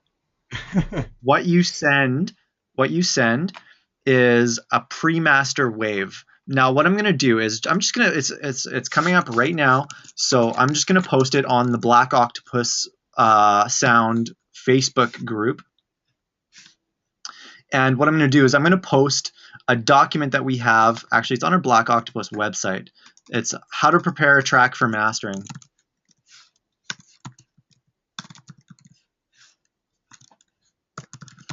So I'm just going to make sure that that gets posted, and it's a detailed step-by-step document on what we need to do to prepare a track for mastering. And let me just find that here on our site. You spelled my name wrong. What? Go back down to my name. It's L-E, Templeton. What? Okay, we'll get that. I quit. Over. It's all over. It was over. It's blasphemous. That is so funny. Good timing, huh? That's really funny. Okay, so it's going on this event page right now, and it's honestly, this document is amazing. I wrote it, and I think Slade made some edits to it, and it's about a 4-minute read, and it can save hours of headaches down the road for yourself and mastering engineers. So it's on both the Black Octopus Sound Facebook page and the event page for this webinar, and there you have it. So preparing a track for mastering. It's a detailed step-by-step how to prepare a pre-master wave. So anyways, Joseph, let's see if he elaborated on his question. Not yet. Okay, so we're going to move on. Would you rather work with stems or a bounced stereo wave? I've heard people say that this is more controlled frequencies with stems instead of a bounced wave. That's by Patrick. Good question. So we sort of kind of tagged on that a little bit with just that little blurb that we just had. Ideally, we would want a single track stereo wave of your pre-master wave. And so how to prepare that is in that document. But yeah, we want a pre-master wave that's not peaking too high, around -3 to -6 decibels, like Slade had mentioned earlier. There is another service called stem mastering, which is about anywhere from about 4 to 6, 7, maybe 8 stems of like your whole drum track together, kick, snare, hats, all your basses together, all of your vocals together, etc., etc., as single stems. And this gives the mastering techs a little bit more flexibility to alter the balance at a sort of a mixdown level, and it empowers us a little bit more to make some finer tune adjustments. Let's say if we need to take out 120 hertz on just the bass tones, that empowers us to be able to do that. However, as a service, it does take longer, so it usually comes with a higher cost, and that's consistent with any mastering house or any mastering engineer that you would work with. So it's really common. It's common with hip hop. A lot of hip hop guys do stem mastering for that reason. They have their very basic setup of instrumentation, their bass, drums, and then the vocals, and they trust the mastering guy to kind of get. And I mean, with most genres, I prefer just them doing their mix down. It's an artistic flow for them. But with stem mastering, hip hop's kind of a cool thing to work with. You have a lot of backing, ad libs, stuff like that, that we can really isolate from. And you can poach their acapellas. Yeah, nice Kanye West auto tune on it and everything. So.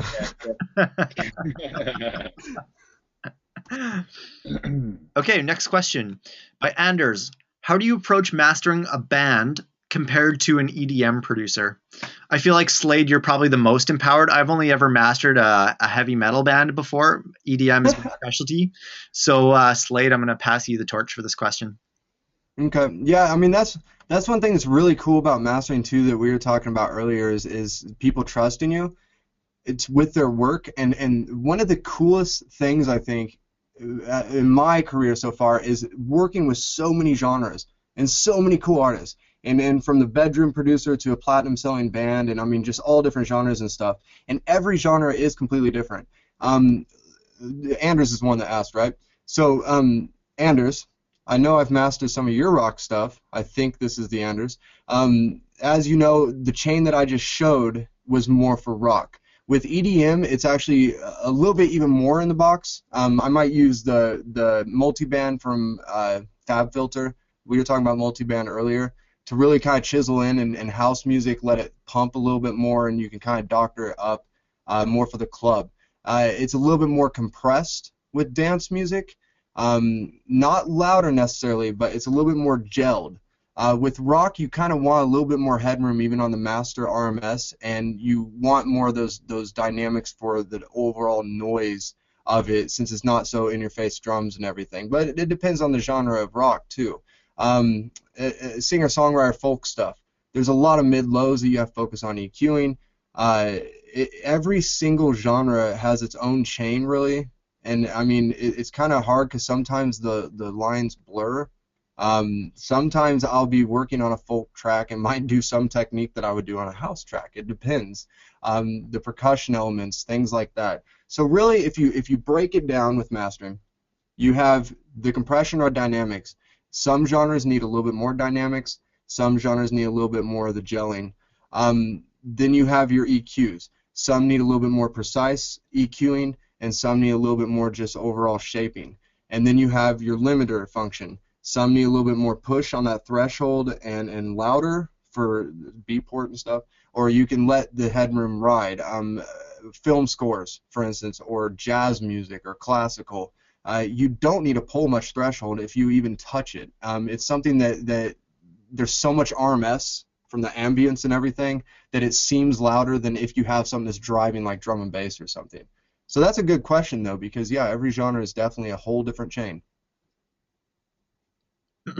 Sweet.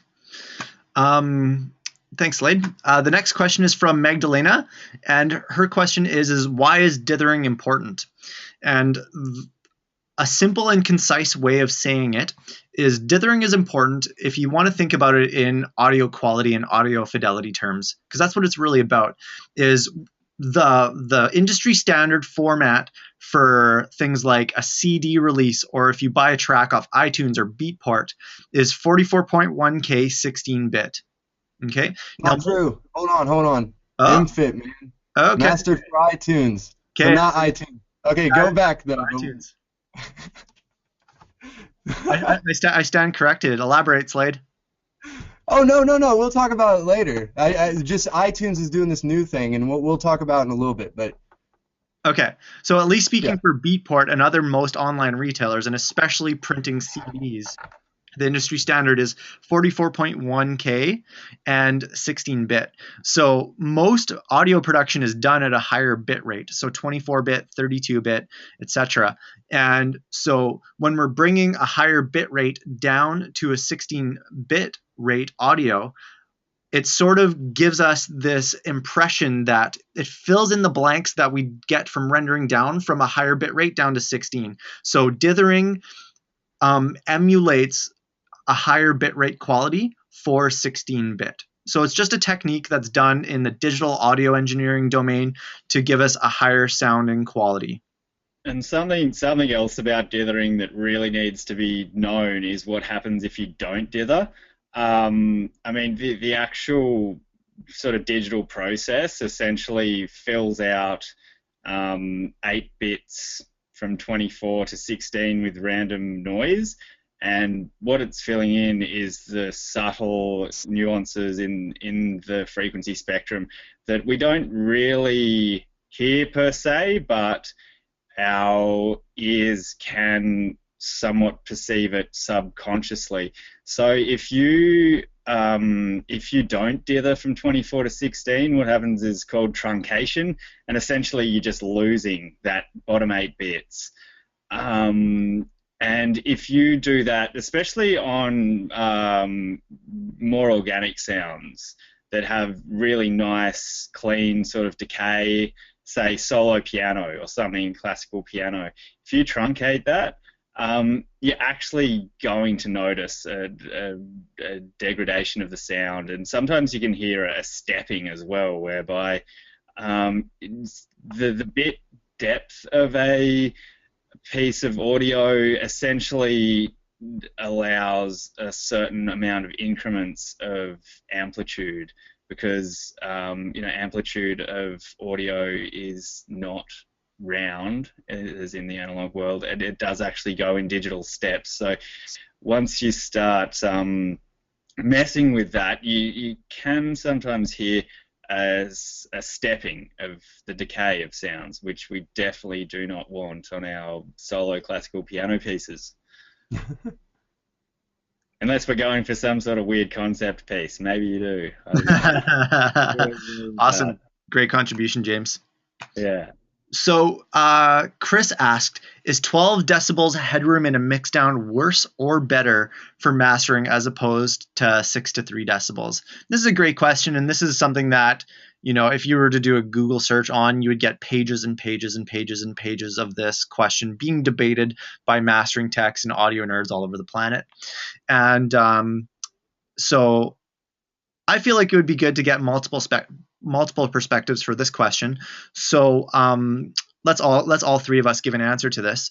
So my personal preference is I suggest that people give me their pre-masters between -12 and -6, approximately.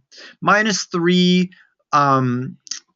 I've noticed a lot of times where if I say something higher than -6, that sometimes people will give me like a normalized waveform anyways, or they have like a few really odd random rogue peaks in their mixdown that are clipping.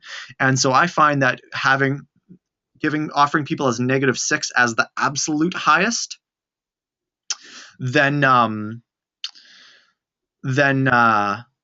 it closes the door for any sort of clipping to happen accidentally out of people's awareness. And mistakes do happen, and that's the reality of working with audio. So just to close the door for any mistakes to possibly happen of any accidental clipping, I say -6 is the absolute loudest. And I say a -12 is absolute minimum, because in my training, what I've been told is that anything less than that, and we start to experience a degradation of the audio and the summing. So I say -6 to -12 in as my preference for what I give my clients. Slade? My kind of thing with it, a lot of it has to do with the noise floor. If you're using outboard, and this goes beyond dance music. So dance music, of course, a lot of it's digital. You're not worrying too much about the noise floor from analog gear or anything. So you can have, 12 decibels, 20 decibels, and be able to really bring the mix back up, and you're not going to hear too much problems. if you're mixing analog or doing outboard units, and the more gain staging that you need to do to make up for that saturation sound that's going on, if you don't put enough of that to make up for it, then your saturation and noise floor is going to get louder too. And if you don't have enough headroom of your actual musical instruments and everything that's going on, your elements in the mix, then when we push it 12 decibels on the limiter plus the artificial 9 on the limiter, then all of a sudden that hiss sound is going to be heard and really noticeable. Like I said, in dance music, it's usually not a problem, but a lot of people I know are using the Kramer tape and stuff on their drum bus in dance music, so that can also kind of start coming through. So with me, it's definitely a -3 to -6 kind of area. But, I mean, I've had people -10, -12, never really a problem. Yeah, look, like you said, you definitely don't want to go too quiet. I'm generally used to dealing with dance music and stuff that doesn't have too much of a noise floor. But yeah, don't go too loud. That's the main thing, because if we have to turn it down, then it's just adding one extra process to the mastering chain that is going to cause degradation. So yeah, I'd say probably -10 to -6 is comfortable for me. Awesome. There you go. Next question is by Josh. The question is, do you guys master your own music, or do you prefer to have someone with fresh ears master it, even though you all know what you're doing? I feel like that's another question that all three of us can answer independently. For myself, I master all my own music, and here's why. For years, I've been sending my tunes to other people, and I think I maybe have received one track back that I've actually been happy with the master. And I find that it just creates like this whole, just being real with you, like human to human. It sucks sending your track to mastering and getting back a shit master. It's not fun. It's not fun for myself, the artist. It's not fun for the mastering engineer who I have to speak to now and have that conversation with. And it's just not fun. And it's just like I'm over having that conversation. And I've been finding that I'm more pleased with my own masters than I am with other people mastering my music. However, there is definitely something to be said about sending your music to somebody else who has fresh ears. I mean, like, one of my favorite quotes in mastering is by Bob Katz, like one of the most famous mastering engineers in the world, who's written tons and tons of books on the topic. He says mastering in one concise sentence: mastering is the art and process of getting a second opinion. Simple. So, I mean, like, getting that second opinion is an important part of the process. And of course, like, if we're making our own tunes, then we're obviously can be desensitized to it after a while. And so when I do master my own tunes, I leave a lengthy distance between when I finish the production of it and when I actually go to master it. It's not like I'll finish it and then master it in the same day. I'll finish the track and then wait several weeks before I actually go back to mastering it. So I do have that fresh take on it. That's my answer. Okay. The short answer is yes, I master my own tunes, but I generally get someone else to master them again before I release them.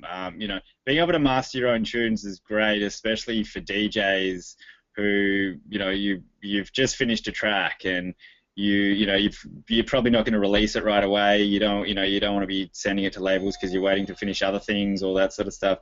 So, mastering your own music as well, from that perspective means I also use it for my mix. Like, I will sort of get to a certain point with my mix where I'm like, all right, I'm going to start mixing this into a limiter and maybe add, a few mastering chain things, maybe a little bit of, harmonic excitement, that sort of thing. So you are then mixing into what you might expect a mastering engineer to be doing, so that you know that if you slam your mix really hard with the limiter and all of a sudden the drums are disappearing, you probably get to go, okay, well, maybe I need to make some more space in the rest of the mix to let those drums punch through. And so if you start doing that with your own tunes, it will definitely decrease the amount of times and instances where you're going to send it to a mastering engineer and they're going to send back saying change this, this, and this. And apart from that, it's also great to be able to play your own tracks, mastered whenever you want to, in your DJ sets. Final point on that is I do not master my own tracks for commercial release. I get someone else to do it. One, because, I want a second opinion. I want a different set of speakers. I want a room that responds differently. So someone else's, no one's perfect, and, we're all trying to achieve perfection in our music. So getting someone else's, take on it and little contribution is always going to get you that little bit further, bit closer to perfection.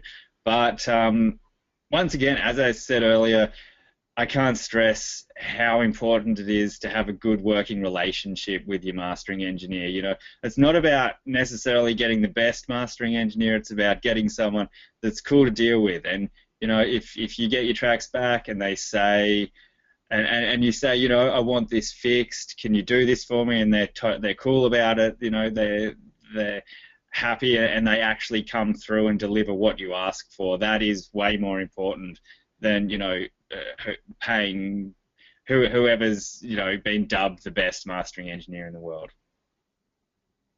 Good answer, James. Yeah. Oh, is it my turn? Slade. Yep. What do you got for it? What was the question? No, sure. It's really funny. I think the first thing before I actually got into mastering, I sent mine off to someone, and they did like the free preview thing, and like I heard what he did, and then I just like emulated it, and then from there on out, I've never had anyone master my stuff. But recently, all my drum and bass stuff, I love having another engineer on it. I don't know what it is. I think it's because it's so intensive on the mix down, and it's a genre that I really, as far as the mixing and mastering, it's extremely unique. And I've been using AK1200. I've been releasing with him, and he has a mastering guy. So with my drum and bass stuff, I've been using him. With the Crime Vessel stuff I do, I went to work with someone just on this last album because I worked on the album for a year and a half, and I was sitting there and I sent out the thing to get the pricing and everything, and then he sent it back, and I was like, you know what? I mean, I'm just going to get so mad at it and be like, it's not what I expected. This isn't at all what I needed. And I think that we've done it so much that we literally, it's kind of that purist thing. It's not that we're egocentric. It's not that I wouldn't trust James or Steve to do mine. It's just that we have a different approach, and every engineer, like we said, it's an art form. And would you give your painting to someone else to finish, really? And I mean, if it's your work of art, and I mean, if you know how to paint that style, and that's all you've done your whole life, you're probably going to want to finish the painting yourself. But if you're kind of learning, you're like, okay, I need someone that knows colors and knows how to apply this element, then you want to send it to the professional. You want someone involved that knows what they're doing. So the at-home producer, there's two reasons why you want to go engineer. Like they were talking about, the interaction with someone that can help you get your mix better and get it shelf ready and have the knowledge to help. And the other thing is the room and the setup. I mean, there's a reason why I'm saying in this room that 15 years of crap saying around that has built over time. Everything in here has a reason, and the room is very important, especially for mastering. Mastering, it's like if you try and just use on some bung headphones, then you're probably going to have a problem. So send it to someone that knows what they're doing in the room that they're used to with their ear for mastering. Awesome answer, Slade. There's something that I want to say that's unrelated to this question that we've sort of dabbled upon intermittently in different questions, and it's this concept. There's three things, like if you're going to be doing mastering in your own studio as attendees, there's three things that you're going to want to have in place before you start doing masters, especially doing masters for other people. Those three things are a level of mastery in the audio frequency spectrum. And what I mean by that is being able to have tuned ears so that when you listen to audio, you can identify that, okay, I feel like this will sound better if I do a 0.7 decibel reduction at 140 hertz. I mean, like developing a mastery of the frequency spectrum and knowing like what each frequency sounds like. So simply stated, knowing the frequency spectrum, number one. Number two is having good monitors. I've had shitty monitors for most of my music career. And when I bought my current monitors, which are Atom A8Xs, oh man, like I can't even I can't even describe how much of a game changer it is. Like being able to actually hear, like as soon as I played my own tunes on my new monitors, this was years ago, but as soon as I played my own tunes on my monitors, I was like, oh, now I can finally actually hear what's happening in music. Like the level of clarity, if something is off, good monitors make it obvious that something is off. So knowing the spectrum, having good monitors, and having a good room to work in. That's the third one. And the room doesn't have to be perfect. Like I worked for most of my career in a room that wasn't perfect. And now I'm in a room that was treated by a professional acoustic treatment consultant. And so like all the appropriate sound frequency tests were done, and this is a dialed room, and it's a treat and a joy, and it's a paradise. However, it's not always necessary. I mean, like you can get creative with using the resources that you have. I mean, like, let's say you're broke and you want to do mastering, but your room sounds like shit. You can go to a thrift store and spend money on like buying bed sheets even. Like you can get innovative with just a few dollars that can help. It won't be perfect and it won't be great and it won't be professional and at a high level. But I mean, like at least you are doing something better than being in a wide open room. So having a room where the acoustics are toned down, like it's so important. So those three things, all of those three things, those ducks need to be in a row. And you'll notice that if any of them are missing, then we're not going to know what we're hearing. So that's like the magical recipe with being able to do mastering is you need to have those three things. Like Slade said, I think it was Slade who's talked about doing it on headphones. I mean, like there are some really high level headphones you can get, like the Sennheiser HD 800s that are like $1,600 Canadian. I'm not sure what that translates into Swiss currency, but they're like high-end, very high-end, made for studio headphones, and they're great. And perhaps we could get away with doing some mastering on like the absolute highest of the highest of the highest end headphones. Still not recommended though, because we're still not in an acoustically treated room and using monitors that are meant to get pristine sound quality. So, I mean, like those three things are three things you're going to want to have in place for doing your own mastering. Or mastering for other people, like I said. Okay, so Anders sent a message saying, do you ever use time-based effects in mastering? I sent him a message asking for deeper clarity, and he said like small reverbs, short delays, or special effects that add depth.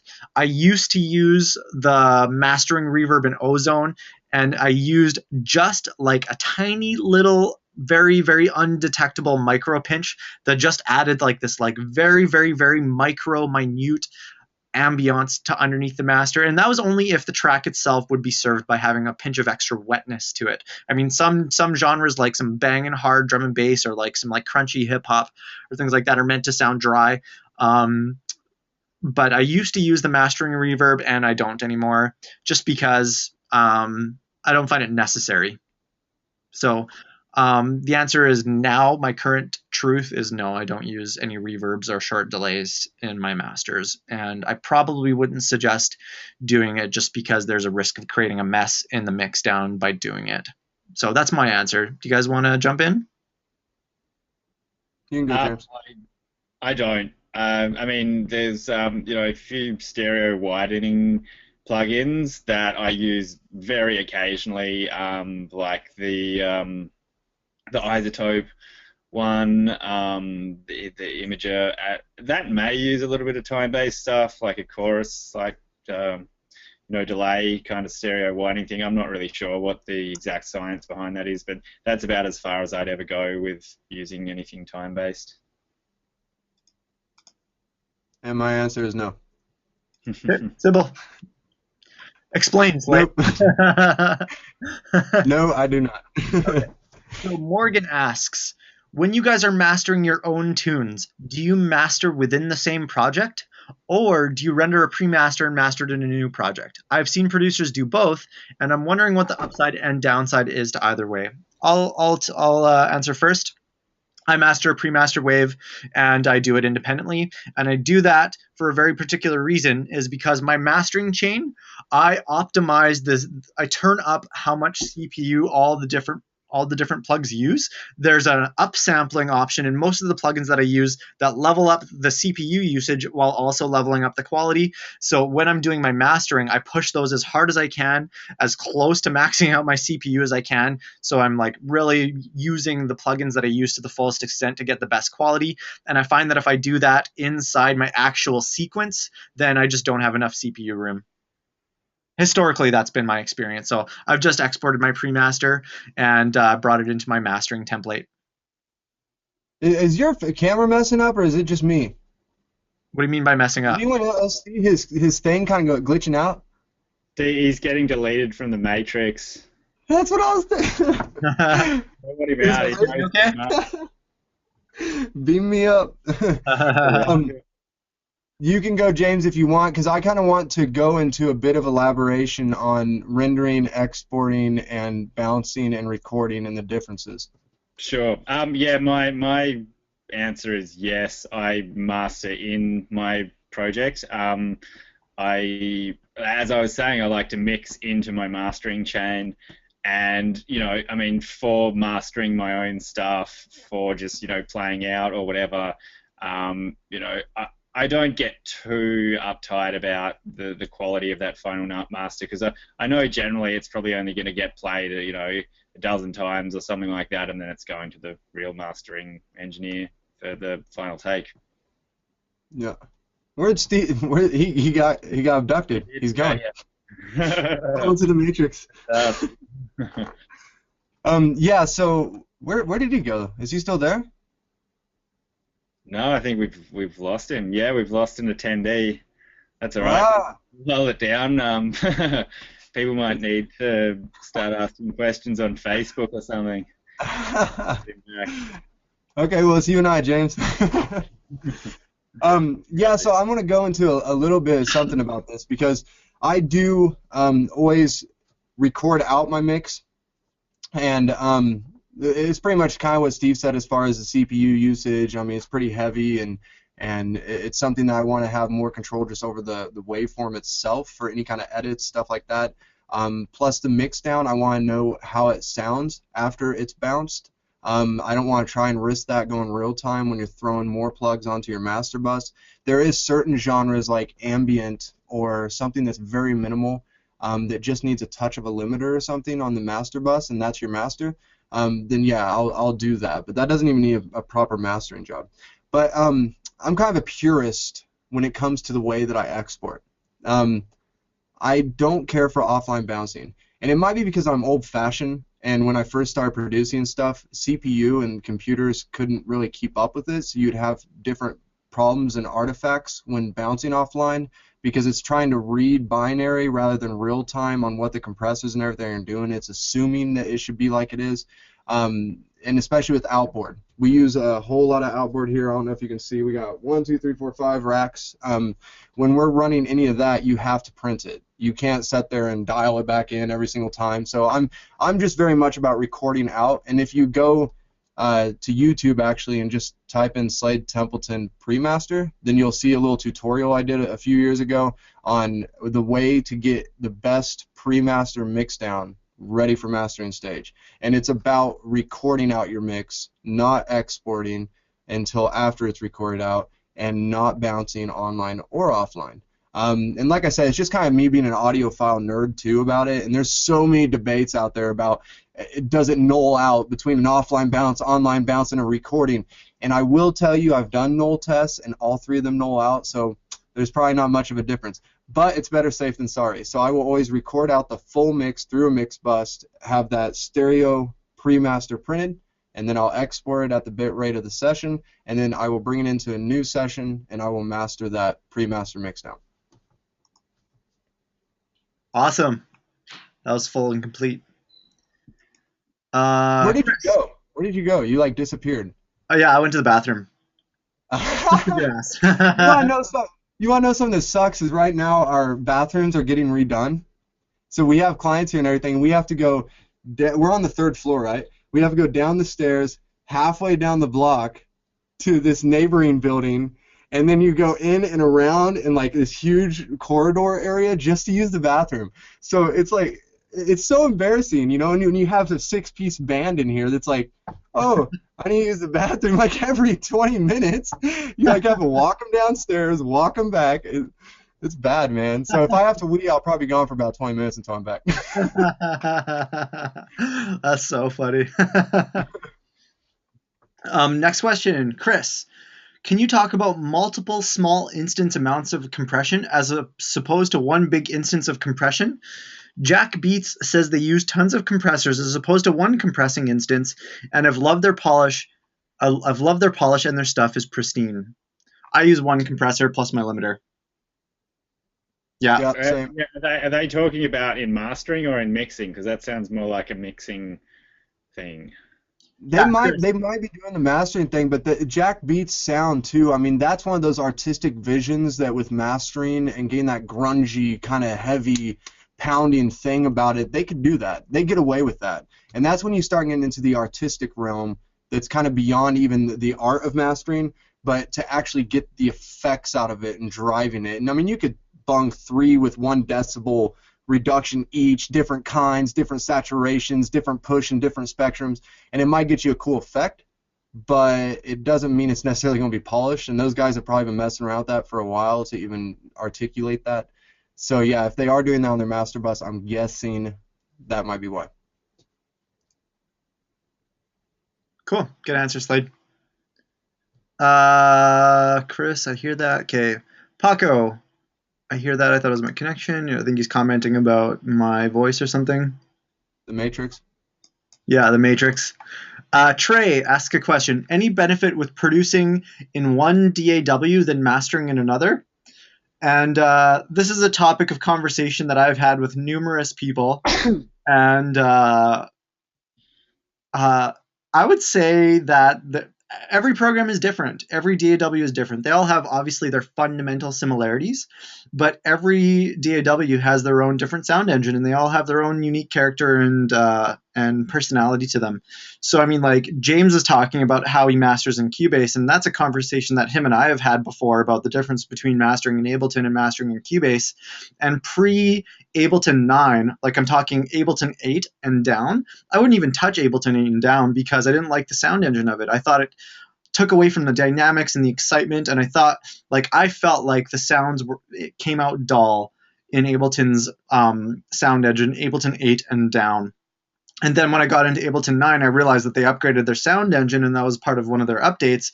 And I actually started preferring mastering in Ableton 9. But like James does, I used to master in Cubase pre Ableton 8 and down. So, and just because Cubase's sound engine was, in my opinion, at that time a lot better. And I mean, a lot of people swear by working with Logic because Logic's sound engine is amazing too, and I would tend to agree with that. So. I've actually never used Logic myself. So I'm not actually speaking from like my direct mastering experience. I'm speaking just from what I've heard by other producers, knowing that they have produced in Logic too, and hearing from other people's experience. So, anybody else want to touch in on this? James, what do you use? Well, yeah, I mean, I use Cubase for mastering other people's music. For my own, I mean, I produce in Ableton because it's just creatively awesome.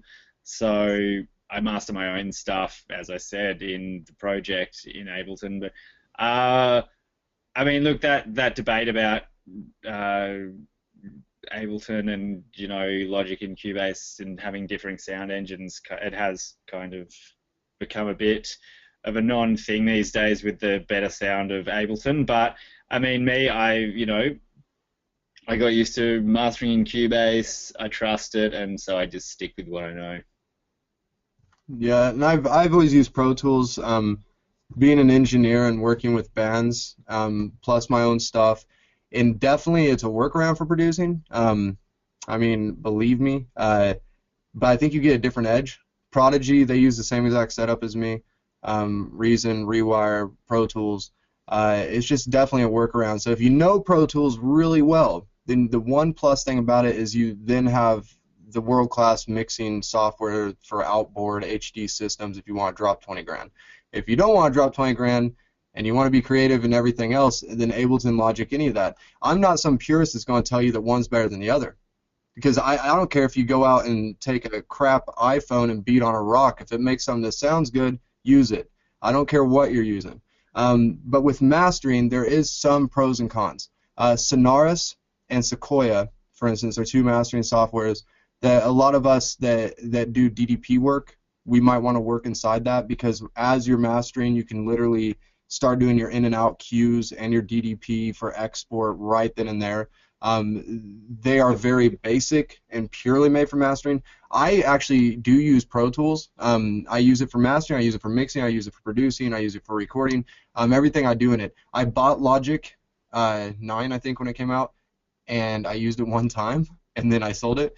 I had Ableton when I was doing backtracking stuff, and then I used it for 2 gigs and then said I'm done. And I just think it's your workflow. But for mastering, just whatever you can do to get the best quality, and if you choose to do DDPs and stuff, you now have the option to use a DDP software, so you don't have to do it inside the software that you're working on mastering with.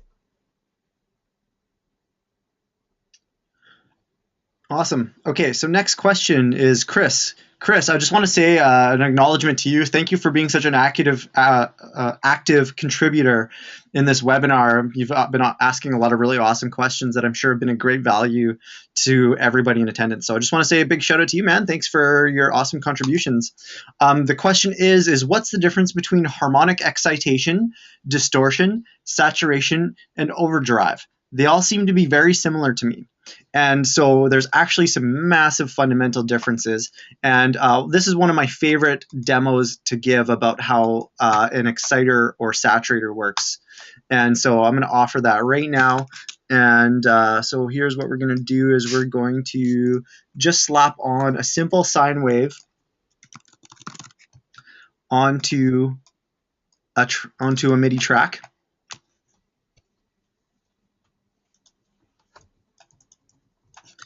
And we're just going to really go deep into what's happening.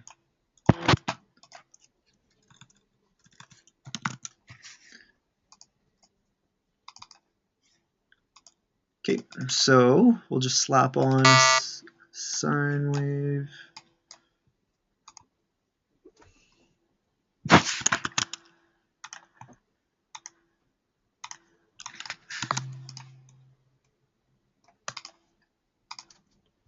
Can I say something while you're setting up? Yep. Cool. One way that you can actually use all three into one thing is that if you overdrive an amplifier, for instance, at the gain stage, which is your trim or your gain, you are saturating the signal and it is becoming distortion. So all three are completely interchangeable with one push. So that was just kind of a touch on how they play off of each other, and then I'll let Steve go into more details. Okay, so this is just a simple demo on how saturation works. So saturation works and exciting works by adding additional harmonic content to a sound. So this is a sine wave, and what we're going to see is just a single oscillator fundamental wave. And there we go. And I'm just going to hit the pause button so we can just take a look at that. So it's a single C key 65.1 hertz frequency. So now what's going to happen is I'm going to add a saturator, and my go-to is the Melda's multiband saturator. And I swear by the Melda plugins. If anybody wants some insight into the Melda plugins, I'm happy to talk about them. I'm just so passionate about this brand. Anyways, that's a little side note. And just love their plugins because they've been next level since before next level was even invented. Anyways, that's my opinion. So sine wave, bingo. Okay, so I have this saturator deactivated, and watch what happens when I hit the power button. We're going to see some additional harmonic frequencies being added to this frequency response. So there it is now, and we'll just pause it right there. So let's look at this. So we'll notice that this is exactly an octave up. So it's a very intuitive plugin. It knows that the single fundamental is at 65.1 hertz. So what it does is it doubles it, and it makes it into the octave up, the exact octave up. So it's a harmonic frequency. And this is also a G sharp note, which is also going to, or a G note, it's going to be in key as well. So it adds harmonic frequencies that are in key. So what that does is it creates this extra sense of fullness or fatness by very, very quietly. You'll notice that it's only at about minus 40 decibels that it's introducing these sounds. So it's very, very quiet, but it creates this extra sense of fullness in a sound. So that's what a saturator and an exciter both do. And an overdrive and distortion do slightly different things. Do one of you guys want to explain what distortion and overdrive does? James? I can keep going. I mean, like... No, I mean, I can too. James, your mic's off, bro. I keep having to type things that I don't want to be like clicking in the background while you guys are talking. I'll let Slade take that one. Me? Okay. Distortion. What was it? Overdrive and distortion. Yeah. You can actually picture overdriving literally like as a tube amp. I mean, if you're just overdriving the signal into the tube, then you're getting an overdriven saturation, and it's a form of saturation. It really is. Some people argue about that though, because as he was pointing out, saturation has a harmonic content, but the frequencies that are coming into that amp too start creating that same signal that's coming in, and the output of it is harmonically driven in harmonics, and the wave, that's coming in sine comes out, and it's all moving around and everything. So it's saturating and overdriving. A distortion, I think, is at the post gain staging of that. Am I right, Stephen, on that part? Yep. Yeah, it's the post gain staging. So after your tube, you have your distortion that's able to clip off the top, and distortion plays on the waveform by completely clipping off the waves. And that's why if you're mastering, you overdrive the limiter too much, it becomes distortion. You're literally cutting off that waveform. So you can overdrive something into distortion. Mm-hmm. Right. So the difference is how the new frequencies are related to the original frequencies of the sound. Bingo. Okay. Yeah. Yeah. Well said. I think that was a very concise way of putting it, James. Thanks for that.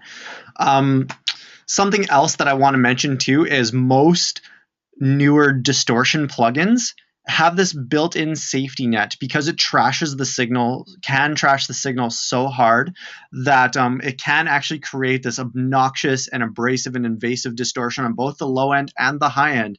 So what we'll find is if we have, like, say, a bass line with a synthesizer, let's say Native Instruments Massive, that has a really nice sounding low end to it and sounds really full and fat, and then we trash it through a distortion, what happens is most distortion plugins have this safety net, fail-safe, where it actually trims off the low and the high end, so it's not obnoxiously trashing the low end, so it doesn't sound gross and distorted on any sort of sound system, especially bigger sound systems. So the more we trash a signal, the more we're actually likely to lose low end and high end fidelity. So that's interesting, man. That's good. Another cool thing is if you guys can ever get your hands on the outboard unit that's called a distressor, it will be the best distortion thing you've ever got. And you can sit there and run an outboard of it with your drums, even if you're doing dance music, and get the coolest trash bus. The distressors are just amazing. They're an amazing compressor and also a distortion unit. Yeah, I've used those. They are nice. Really. They are a staple. So good. I've heard good things. I've actually heard about them lots, but I've never used one myself, so that's awesome. Yeah. Yeah. Another awesome moment where you get multiple lenses of perception on the audio domain, having the three of us here on the block. Okay, the next question is by Paco. Have either you, Steve, or James ever mastered a track in Ableton or any DAW without using any third-party VSTs? No, I use all third-party VSTs. Occasionally, let me tap into that. Let's see if I've used any Ableton native or Cubase native plugins in the past. And honestly, my answer is no. And the answer is no because not all plugins are created equal. Not all compressors are created equal. Not all limiters are created equal. And so, like I said, I'm a plugin connoisseur. Like I love staying up to date with what's current, what's coming out by all the different software companies as best as I can. I spend a lot of my time and energy doing a lot of research into what the next level, most cutting edge audio quality tools that are showing up. So yeah, I tend to do a lot of experimenting, and like in my opinion, like if we're comparing like an EQ, let's say to Ableton's EQ8 or DMG's Equilibrium, which is one of my favorites, Pro Q2, or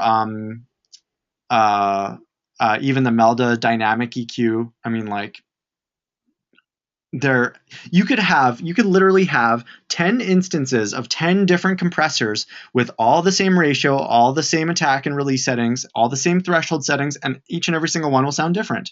And that's just the case. And I mean, that's, in my opinion, that's one of my favorite parts of fine tuning my practice as a mastering tech, is finding which plugins work the best for me and feel the best for me. And that kind of gives my masters my personal mastering fingerprint. And that's what will happen with other mastering techs too, is they'll choose their favorite plugins, and that gives their tracks their stamp when they use their tools. So no, I prefer being really active in finding what are the best tools out there to use. So I think somewhere where like using really high-end plugs really comes into play is when you start splitting signals up and doing that kind of thing. A lot of like the Ableton EQs, if you split a signal and use the Ableton EQs to split the frequencies into bands, you'll find that it starts to sound hollow because the phase relationship between the splits is being affected by those EQs.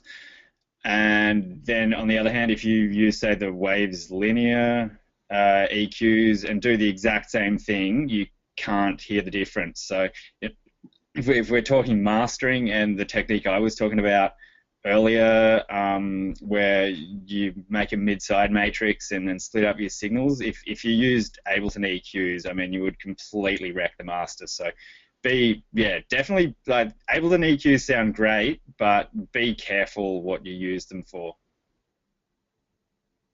Good answer. Slade, do you want to touch on that, or? Well, I don't use Ableton or any of that, but I definitely don't use the ones in Pro Tools for mastering. There's some good stuff, though, that comes with it for mixing, definitely, but I never would touch any of it for mastering. Next question is by Andy. FL Studio takes a lot of hate and mixed opinions in the music world. What are all three of your opinions on FL Studio as software for both mixing and mastering? I used Fruity Loops. It wasn't FL Studio at the time. It was Fruity Loops 3. I used Fruity Loops 3 like 8 or 9 years ago. And at the time, it was known to be like a very cheap sounding, not very good Fisher-Price entry-level childish program.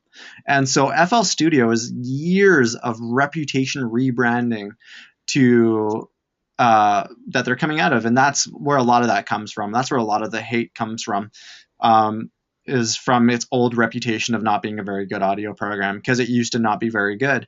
And now FL Studio is making a lot of the most cutting edge tools that are out there. I mean, like just the Citrus synthesizer for FM synthesis, and the Harmor tool. I mean, like, there's very little tools out there that can compare with Harmor for what Harmor does as both a synthesizer and a sampler. So, I mean, like, FL Studio for production, and as your question specifically asks, mixing and mastering, I would say FL Studio is just as good as Ableton or Cubase these days. I mean, like, artists like Porter Robinson and Noisia both use FL Studio.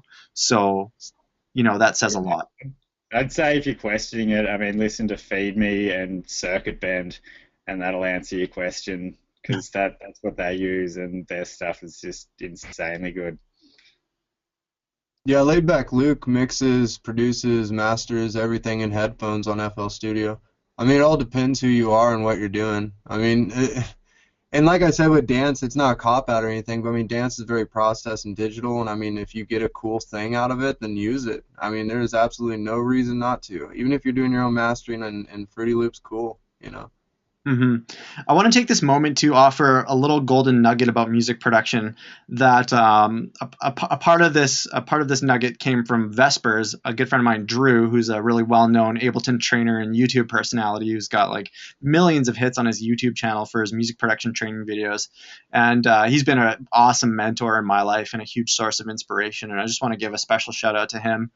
And I think I got this from one of his YouTube videos. Um, There's two rules in music production. The first rule of music production is there is no rules. The second rule of music production is that if it sounds good, it is good. Exactly. Yeah. So I mean, like this is the classic. This is a classic debate. I mean, like, and the answer is universal. It's not the program; it's how you use it. Yep. Any genre specific tips for mix downs? Yeah. I'll take this one away.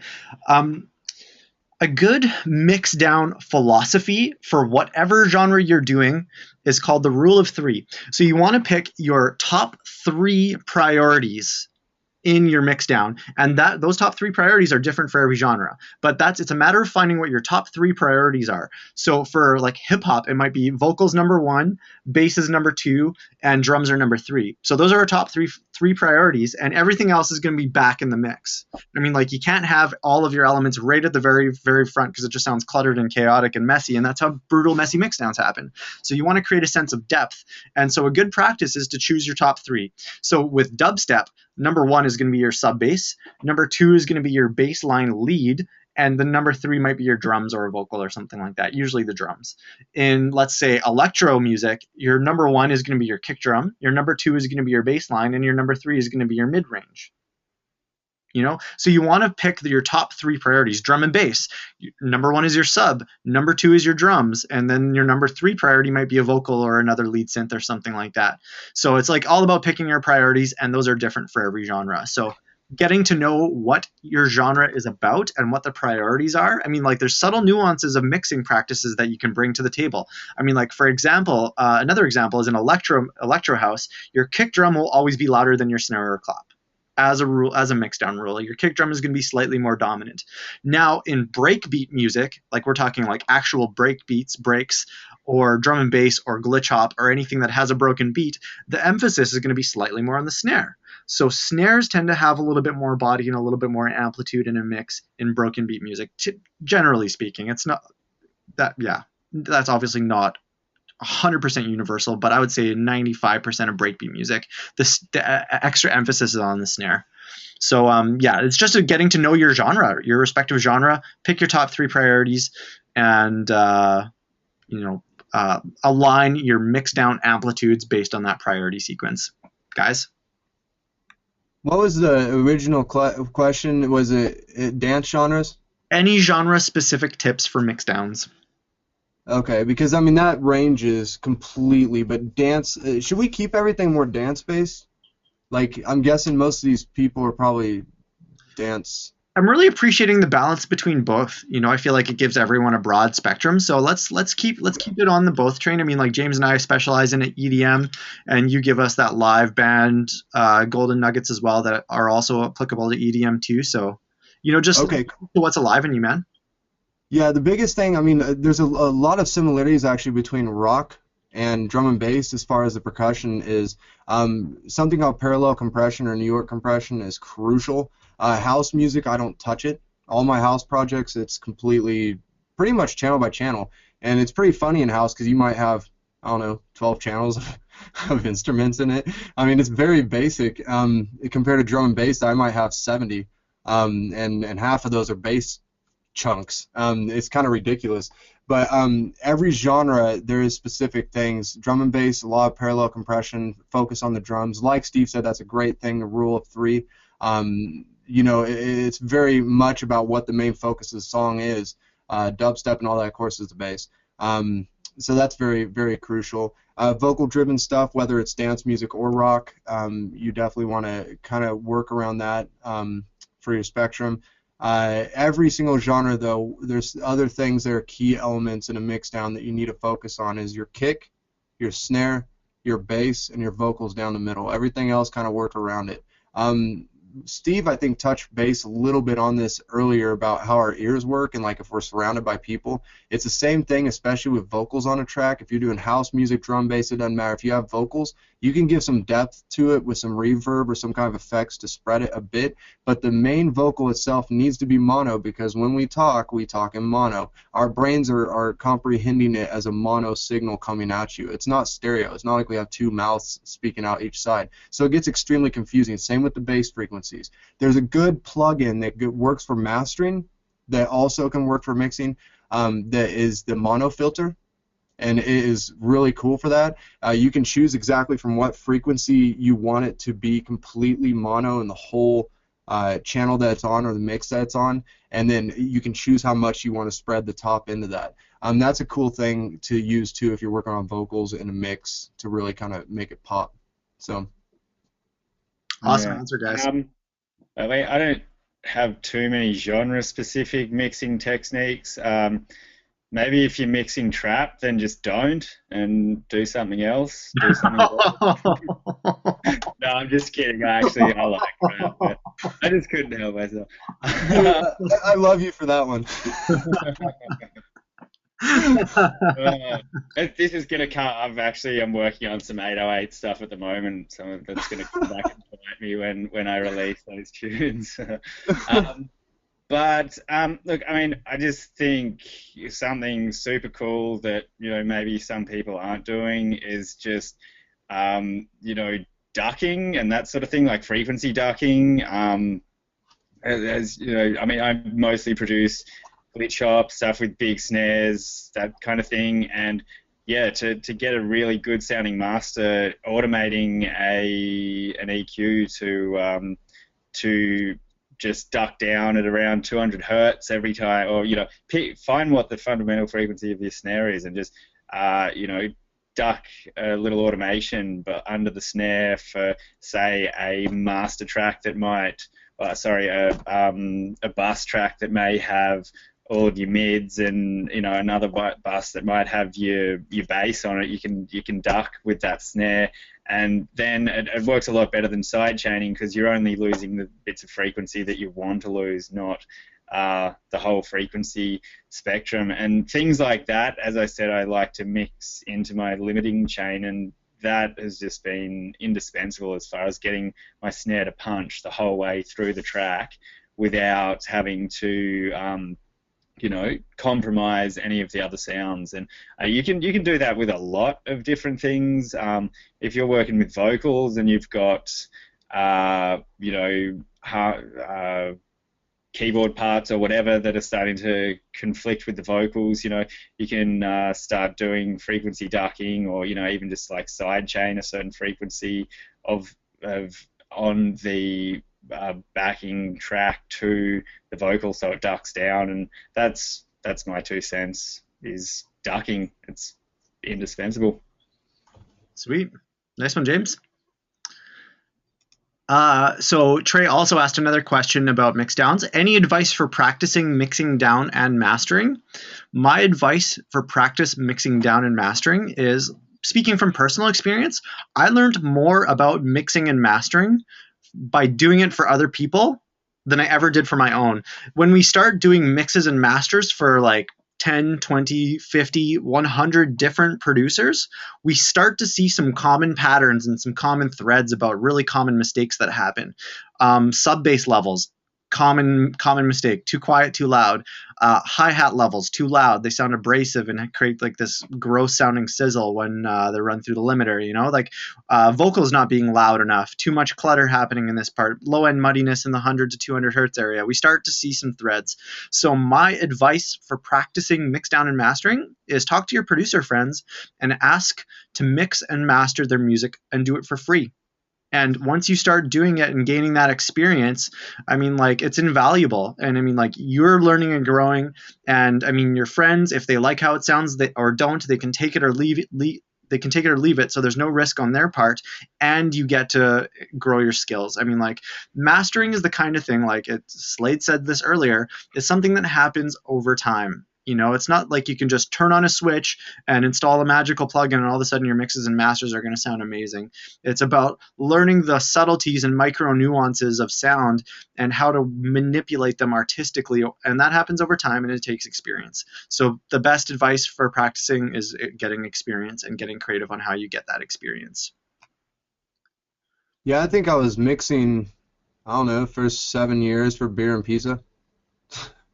For any of my friends' rock bands. I mean, in dance wise, I mean, for Defunct, I've done all of our mixing. But the funny thing is, actually, you want to know a secret?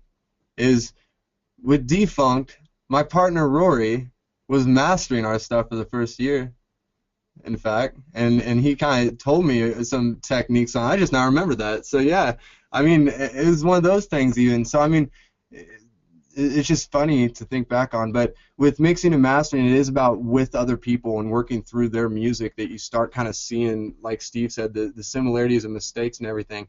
And please, people, for the love of God, run de-essers on vocals. It is like the most hellacious thing that is the most common mistake. And especially if you're working on mix for a long time and you're sending us a pre-master and your ears are a bit fatigued and it's just that one time that the singer says seriously or something like that, and it just kills their ears. And the Slade sensitive high frequencies. I know, I hate it. Yeah, it's like the 5.5, 10K, and 12K are just so hard on me. And in syllabants, you know, 7.5 area is very, very hardcore. I just that's something that's common that needs to be focused on in every genre. And with mastering too, we do sometimes run de-essers. I don't know about you guys, but I mean sometimes we have to do a mixed de-essing. If you get some of those frequencies, we actually run a de-esser as a master. Totally. Yeah, for sure.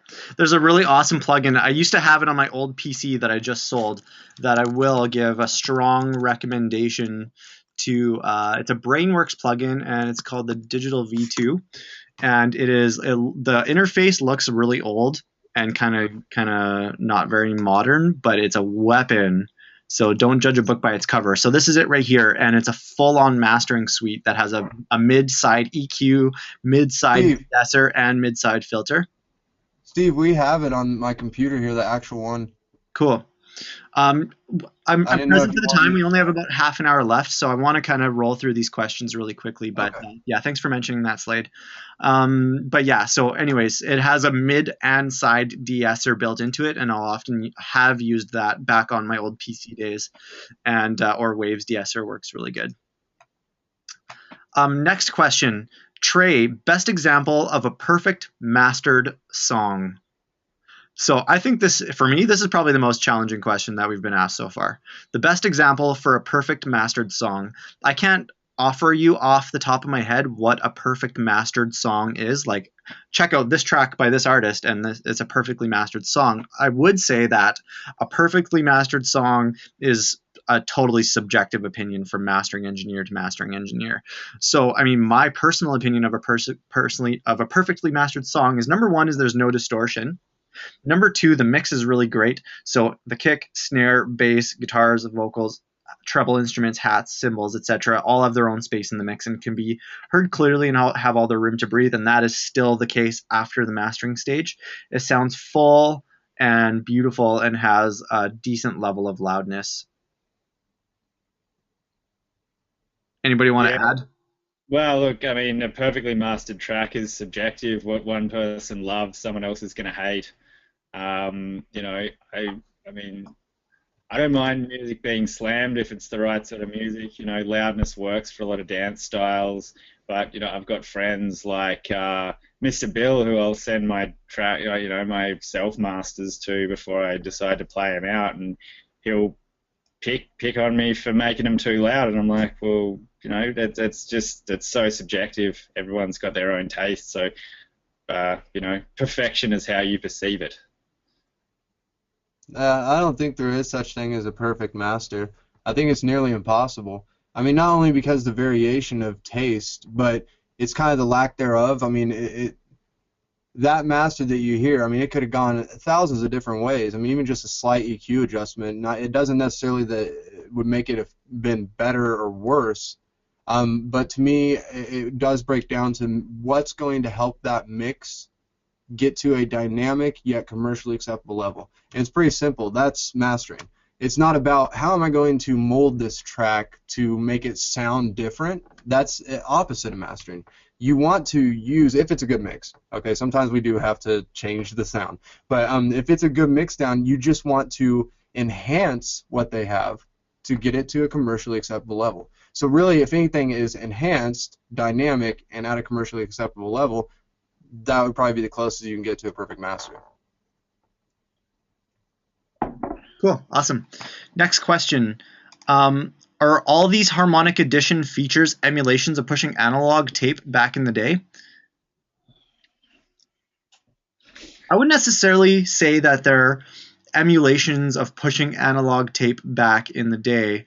I mean, like, certainly there are things that do that, but to put every distortion, saturation, and exciter plugin under that umbrella isn't accurate in my opinion. There's many different analog saturations. I mean, we got a quarter-inch reel-to-reel right next door. We got the vinyl cutter. We have all the outboards, which each has their own saturation form. Plugin-wise, they all emulate different algorithms of what these are doing. Some of them are transformers. Okay, there's something that's called Swiss. Okay, I live in Switzerland, right? And there's something over here because of our electric current that has a different saturation naturally through our transformers than that of Germany, that of Britain, and that of USA. And there's actually a different sound that you can create through your boards and everything between these 4 areas. It's Swiss, German, British, and US because of the transformer sound from the electric current. So it's impossible to say that everything comes from tape. Certain plugins that look like a tape spinning, that's probably one that is molded after a tape from analog. But there's thousands of saturation plugs out there, and they're all emulated after different analog, yes. So if that was the question, analog, yeah.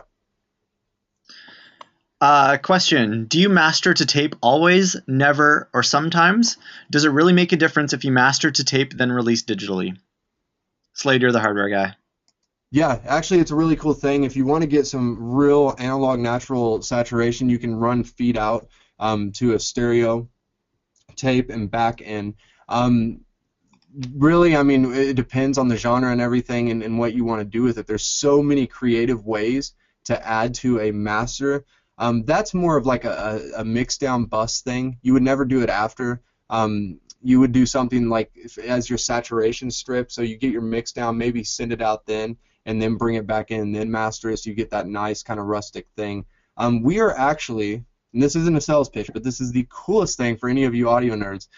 Here at Influx this week, we'll be having a video done of it and everything, but we are actually going to be one of the only studios in the world that are doing this. We have the access to be able to record live bands through the control room, summing out our Studer, and straight to vinyl cutting in real time. And we are actually going to be starting to do this week on the 2nd, April 2nd. So we have the artists coming in, they'll play in there.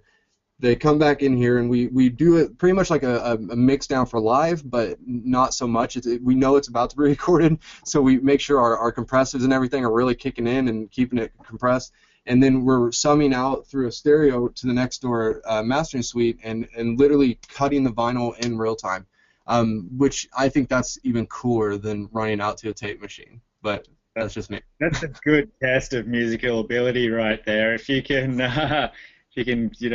make a record work doing it like that, that's good talent. Yeah, I feel sorry for the artist, man. I was sitting there like, man, but I mean, he's like rock solid artist, but I could never sit there and just start playing knowing that I mean, if I mess up one note, it's cut in real physical thing. Yeah.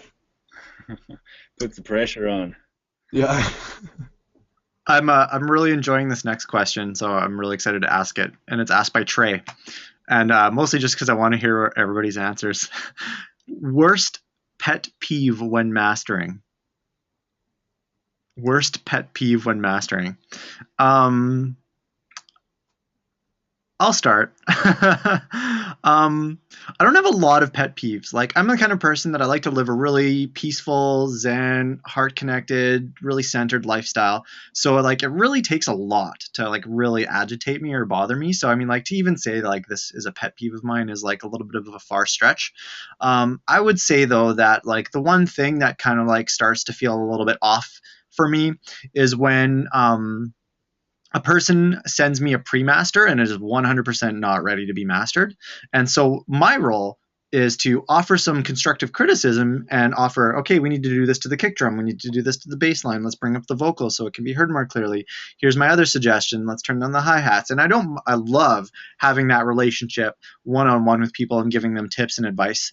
And that's a really special part of the process for me. And when that happens, I give mix down advice and then they send it back and uh, it's mastered. And then there's like of several having to instances of having to remaster the track because they get the master back and they're not happy with the hi-hat, and then they get the master back again and then they're not happy with the bass, and they get the master back again, they're not happy with the vocal, and then they get the master back and then they're not happy with the bass line. And like when we start to like, I don't mind doing those re-renders. Like I want to be really clear about this. Like it's important for me for you to sound awesome, and that's my job, is to help you sound as good as you can, and that's really special.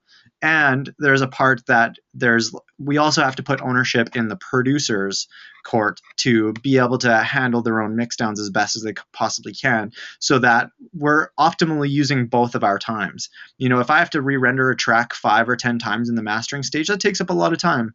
And depending on the circumstance, I usually don't charge extra money for that. Sometimes I will, because it is my time that's being used above and beyond the mastering rate. But you know, if it's taking us 5 to 7 different instances of having to get the master right, and it's only because it's on the mix down standpoint, you know, that can that like the compensation from the financial compensation to like the amount of energy I'm putting into it starts to get off balance a little bit. So that's my answer to that, is you know, like an encouragement and an empowerment into the producer standpoint to really take ownership of their mixes a little bit better, because I've gotten some mixes that are just totally garbage. And like there's this concept, and I used to be this too, so I recognize it, of being a lazy producer. You know, they finish a track and then send it to the mastering tech to, you know, fix the mix for them, and to like mastering is a shit going in, shit coming out process, you know. Or like another way of saying that is the classic, you can't polish a turd. And you know, like really empowering producers to really do their due diligence with getting their mix downs correct, and not sending their track that's totally distorted and muddy and messy sounding and hoping that a mastering engineer is going to save them. Cool. I don't necessarily have any pet peeves like Steve. You know, I'm pretty easygoing. I take everything in my stride. I mean, one thing that is just straight up, like as soon as I hear a track, I'll be like, no, this needs to be fixed, is people either using, you know, bad quality drum sound. I'm specifically talking about EDM, like bad drum samples that aren't punchy, or just, you know, limiting their drums or compressing their drums too much and just turning them into a flabby pancake rather than a nice punchy sort of thing. Yeah, I mean, that was me for my first few years of production. So, you know, if you're doing it, don't worry. But that is just one thing that you cannot fix in mastering, is overcompressed drums. Like once they're squashed, and, you know, there's transient shapers and all that sort of crap, but it really doesn't fix what needs to be done in the mix. So yeah, keep your drums punchy. That's what I think. That'd be a nice T-shirt. Keep your drums punchy, mastering. Yeah. Yeah, I have two, and I don't know, the mixdown stuff and everything is not so much a pet peeve because it's a learning curve for them, but there's two things that are pet peeves because it's not a learning thing really. One is sending me your version of your master for me to master the premix, right? So you send, here's my mixdown and here's my master. So can you make it sound like this master? Okay, it kind of defeats the purpose of having a master engineer master when you want it to sound just like your master, and when you send back your master, they say, no, listen to my master again and how the kick was. I mean, to me, that makes absolutely no sense. I mean, and I've said it to a couple people. I'm like, just do it yourself then. I mean, really, it doesn't bother me. I mean, I could be working on someone else's stuff that wants to use me for a reason. And then the second thing is asking for the master to be louder. I hate it. And I am so anti-loudness wars, and I am so for dynamics. And when they're like, louder, louder, louder, please make me louder. I mean, I make it commercially acceptable, and I mean, it'll be as loud as, quote unquote, from a Black Octopus client. Actually, it's as loud as a Avicii song that I play it next to. Cool, thanks. That must mean a lot to me that it's as loud as a Avicii. So that means it's commercially acceptable, right? But to another producer, that might not be loud enough, because he might be into another genre that's just completely, like he was talking about, the flabby kind of drums and just crappy, over-saturated, over-driven limiter stuff. So yeah, don't ask me to make it louder unless it really probably needs it, you know, and you can be honest with me. And don't send me your master and make me master to be exactly like your master that you've already done. All right, there we have it. So next question. For each of you, producing mastering engineers, what is the percentage of your mix down to mastering ratio work that results in your final market sound? So the way that I'm perceiving that question is like, in terms of weight of influence, what influences the final product more, mixing or mastering? I would say it's 90% mixing, 10% mastering. Yeah, agreed. I agree. Yeah. Okay, John asks, for live sets, when channels are actually separated audio clips from your song, would it be wiser to master the individual clips or just leave them in the EQ'd stage? Would it create distortion when the clips overlap? If any of you use this technique. I perform in Ableton, and I have used stems from my own tunes to get really creative and innovative with my live set. And I have found that the best way to do it is to pre-master the stems, and you know how your mix down sounds if you're taking stems from your own tunes. So you can sort of manipulate the EQs and things like that so they do have a bit of a mix down context when you start bringing those channels live in your live show. So an example would be like a bass line, like a big, huge bass lead in a vocal. Like you're going to want to pre-EQ out the vocal range so that when the vocal comes in, there's not like this big, huge, gross, disgusting clash of high amplitude frequency overlapping on your big sound system. Anybody else want to elaborate, or?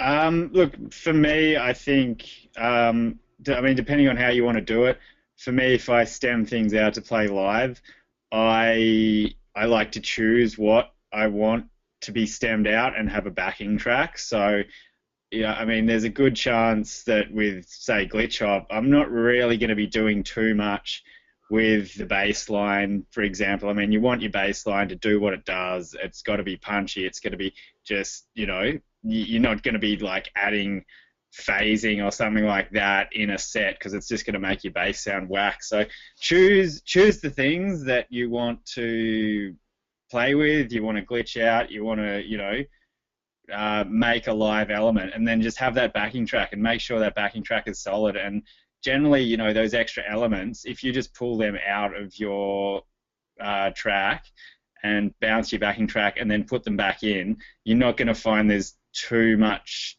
noticeable difference between how they're sitting in the track. So and then you can pretty much have a mastered track with those few extra live elements. And that's how I think about live sets, is, you know, having a backing track that you jam with. That's how I do it. Cool. Awesome. I'm just being present to the time, and we're going to start to bring this webinar to a close. We do have some more questions in the queue, and we will happily answer them as best as we can up until it's time to duck out. But I just want to say that we won't be able to take any more questions about what's already in there. So this is the questions that are already existing are the ones that will wrap up the webinar. So the next question is by Trey. Would you say school is essential to becoming a better / pro audio engineer? And I'm going to tell you that I'm a professional, and the definition of being professional is I get paid to do it. and I never went to school for it. I'm totally self-taught, and once the YouTube education takeover happened about 6 years ago, I jumped on board that train, and I've had some mentors who've offered some tips and feedback to me, but everything I've learned has been through experience and self-exploration. So my own unique story is I did not go to school, and I get paid to do it. So I wouldn't say it's totally essential. However, there are benefits of going to school. And James, I know you went to school, so you want to take that away? Yeah, okay. So going to school, it can be good, it can be bad. I mean, I think a lot of schools have too much filler, and I could have got through my course in a lot less time if schools weren't just, trying to make money like everyone else. So be discerning with what course you decide to take, and don't waste your time. And if you get halfway through and you feel like you're doing okay, having a piece of paper from the school is not necessarily gonna make you a great producer or a great musician. So just take what you can from it, and there's always going to be more to learn once you're done with school. So don't make it like the be all and end all, as in I do this course and now I'm going to be a professional, because there's a lot more to it than that. I think most every single producer, engineer I know, including Depeche Mode's engineer to the people I worked at Abbey Road, have never gone to school.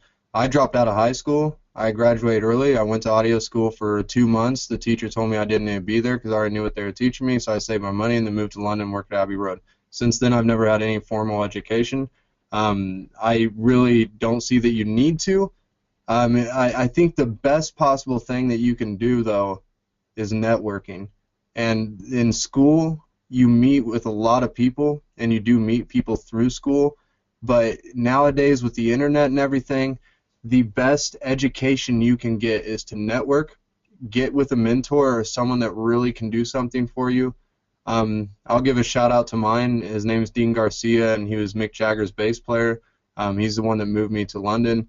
The guy is the reason why I'm doing everything I am. He took me under his wing when I was 17 or 18 years old, put me in Abbey Road Studios, and the rest is history. So it's not that one song that makes or breaks you. It's not that big break in the career. It's who you're talking to and who you're in with, and it is all who knows who as far as success with the industry, sadly.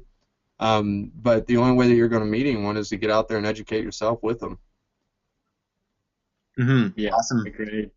Something else that I kind of want to tag on to this is the question was targeted specifically towards going to school, and something that Slade mentioned was having a mentor. And so there's a big difference between going to school and having a mentor, and that needs to be acknowledged. When you're going to school, you're going through a very specific and particular preordained curriculum that you have zero influence over. Now, something that I do, and I know that Drew Vespers does, is we do private online music production training as part of our career. So that is something that both of us offer, and I know there's other people who offer that too. And there's options of doing things like going to Warp Academy, who on their website they have a subscription that you can get. You can get a free subscription or a paid subscription, and you get full access to all of their archives of music production tutorial videos. So there are other ways of going about your education. It's just about finding the one that's a big yes to you and feels the best to you, that really speaks to you and you feel like you really jive and you really click with.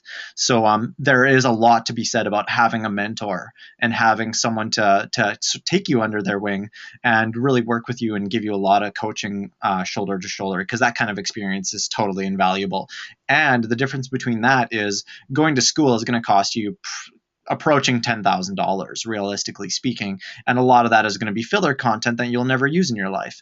Whereas doing something like going to Warp Academy and taking like a small Ableton course, or working with a mentor in a private music production training environment like what I provide and what Drew provides, that's a little bit different too, and it's going to be a lot less money, and you'll get the same, if not better, education, because it'll be targeted specifically to what your needs and what your objectives are, and not something that's preordained and pre-laid out for you. I'll add something too real fast. Another thing about the schooling, actually, now that I think about it, is we have at any given time 2 or 3 interns that work here, and they do assistant work. I mean, really, some of it's bitch work. I mean, wrapping cables and stuff. But we've had one of them that's a little bit over a year now, and I mean, the guy is sitting right where I am, and he's recording bands now. And I mean, he was in school. He learned the technical stuff he needs, and I mean the schools here they teach you how compressors work, how to build them. I mean, just really awesome technical stuff. That's something you probably should go to school for if you really want to be on the technical edge and be a recording engineer or someone that builds preamps and mic pre's and stuff. But dance scene, being a mastering engineer especially, I mean, I think there's some schools now doing mastering engineering, but it goes back to getting with someone and getting in a studio, be in the environment, go apply and give your resume to a big studio and start learning with them. So quick question by Joshua. I don't want to spend too much time on this because it's not mastering related, and he owns that. He says, not really a mastering question, but do you have any soft synths you guys recommend besides the usual Massive and Silent? I use Tone 2 Gladiator and Serum. Yeah, yeah, Gladiator also, and Zebra is really good. Yeah, Massive, Jupiter, 8V, and Thor here and there. I'm mostly sample based though. Cool. Paco asked, James, I'll let you take this one. What is frequency ducking? Frequency ducking. Well, that is where you take get an EQ, you set the frequency that you would like to duck, and then you automate the gain on the EQ to duck under certain sounds. Similar to what I was saying, you may have a bass line that is interfering with the bottom end punch of your snare, so you can duck out the frequency that coincides with that punchy frequency of the snare and pull it out every time the snare hits. Okay, Paco, I want to support you in this a little bit better. So if that wasn't clear enough for you, feel free to just say, can you elaborate in the question box, and we'll be happy to elaborate just a little bit more. But just let us know. We want to make sure that you're getting the value out of your question and answer process. Okay, the next question is by Andy. What's the best way to bring out the really bright tones and make them clear? Best example, he offers the example of a tune. The brights on that track are ridiculously clear, and I've never been able to replicate that. The best piece of advice I can give you for bringing out the brighter tones is about really understanding what instruments go where in the mix down. Like let's talk about the hi-hats, just because it's an easy example that we can talk about. So in Ableton here, what I will do to my bass tones, hi-hats and higher end cymbals and percussion tend to live around the 8K to maybe 11K area, which is a very specific area of the frequency. So 8K to 11K. So something that I will do on things like my bass line tones is I'll do a shelf EQ cut like so. It'll look something like this, where I'll actually go onto my basses and do anywhere from like a 6 to 12 decibel cut starting approximately around the 10 kilohertz area. And by doing that on basses, on synthesizer tones, on vocals, guitars, and stuff like that, it really creates the space in the mix for those treble instruments like the hi-hats to really have the space they need to be heard and with clarity and do their thing. So really, it's not about boosting the hi-hats or bringing out or bringing up the highs. It's about bringing down the highs and absolutely everything else so that one instrument independently alone has that space, period. So hopefully that answers that question. Is there anything you guys want to say about that? Yeah, just one other thing about bringing out the brights in sounds. It usually has to do with harmonic content, and if you're finding that your stuff is sounding too dull, then that's a great time to turn to saturators, exciters, all of that sort of thing, because when you drive something, it just crisps up the top end if you're using the right equipment, and you get that extra little bit of noise and cutting crispiness that you need to make it to cut through a mix. Yeah. Cool. Adam says, it's not a question, it's just a comment. He says, just want to make sure before this webinar is over to say thank you, and your time is really appreciated. Much love, guys. Thanks, brother. We're happy to be here. Happy. Awesome. Next question. Anders, this whole thing was really awesome and you should do more. Peace. Somebody else asked if we were going to be doing a mixdown webinar. I wouldn't say that's off the table, but there's nothing planned. But You know, I'm down. maybe. There you go. I was thinking about doing one of these and having my studio partner too sometime set in. I mean, he's I mean, multi-platinum mixing engineer and stuff. So I mean, it'd be kind of cool to get him involved. I'll come to that. I'll attend.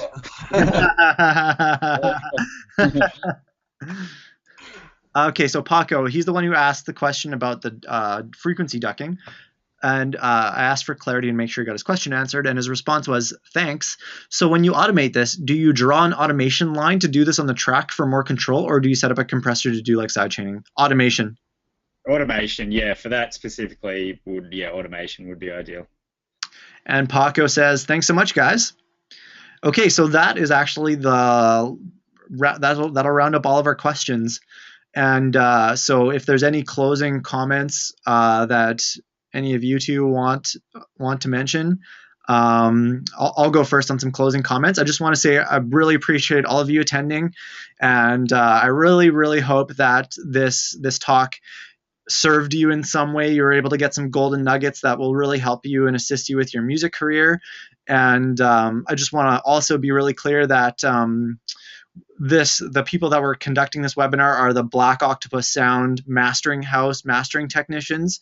So if you come to us for mastering work, we're going to be the ones who are taking care of you. And so if you have tracks for mastered, I just want to say that I really hope that you consider using us. And if you have any questions about what our service is about, I've totally 100% an invite into asking us any questions. You can come to me specifically. And if you want to find me, my name on Facebook is Steve Rowland. Go to the free webinar event page and you'll see my posts all over the place. So if you have any questions about Black Octopus Mastering, I'm happy to answer them. And I just want to say that this free webinar was just as a gift from us to you. So that can help you out in your careers and help you guys get some solid masters in the future. Anybody else? Look, I'll just finish by saying thanks for attending. I really hope you guys got something out of this. Back to what Steve was saying about mentoring and tuition and that sort of thing. I'm just starting to do that kind of stuff myself. So if any of you are familiar with my sound, I have a feeling Carla's out there listening. He's actually my first student that we've been starting to do stuff with. So yeah, if anyone likes my sound, check my music out at SoundCloud, Crazy Daylight, Facebook, and yeah, hit me up if you want to chat or get in contact or anything. And I just want to say thank you too. It's very cool doing this. I also, if you're from the Kansas City, Missouri area, Calgary, Canada, I'm doing in June 23rd in Kansas City, June 24th in Calgary, Canada, a live lecture on mastering and mixing and recording and audio industry in real time, right there with you, question and answer. I think the one in Calgary, Canada is like a 2 or 3 hour thing too. So that'll be a little bit more intimate and more personal. If you can make it to one of those, that'd be really cool. You can hit me up on Facebook too, Slade Templeton. I talk to everyone. I mean, people that are saying here right now that probably know me. It doesn't matter who you are. If you're a fan, know me for whatever reason, I'll hit you up and talk to you. So you can come to me for any questions too. I don't do mentorships like them. I never thought about doing that, I guess. Maybe I should. I don't know. I mean, if you have questions, you can ask me and I'll talk to you about audio. But yeah, other than that, it's very cool that we got to do this, and hopefully we can do it again soon. Special shout out to Slade's polka dot shirt. Yeah. I honestly didn't know I was supposed to be on camera until I came on to do the test run with Steve. And I'm like sitting here like I didn't shower or anything. I had a whole day of mixing sessions today. I've been here since 9 a.m. and it's now midnight. So we're judging you so hard. Yeah. It's Don't okay. Come back to work until you've sorted that out. Yeah. All right. We'll bring this webinar to a close. I just want to say a personal big thanks to James and Slade. I mean, we all donated our time to do this as a gift to the world and hopefully benefit everybody's career. So just want to say a big thanks to James and Slade for being willing and amazing participants for this. You guys did awesome. So personal, heartfelt thanks from me to you guys. You guys fucking kicked so much ass. Yeah, thanks to you too, and thank Toby too. Toby, I don't know if he's here, but the other Black Octopus guy. Toby's in India right now. You guy. Yeah. Okay, we're gonna bring the webinar to a close. All right, see you guys. Ciao, everybody. Bye. Peace out. Bye.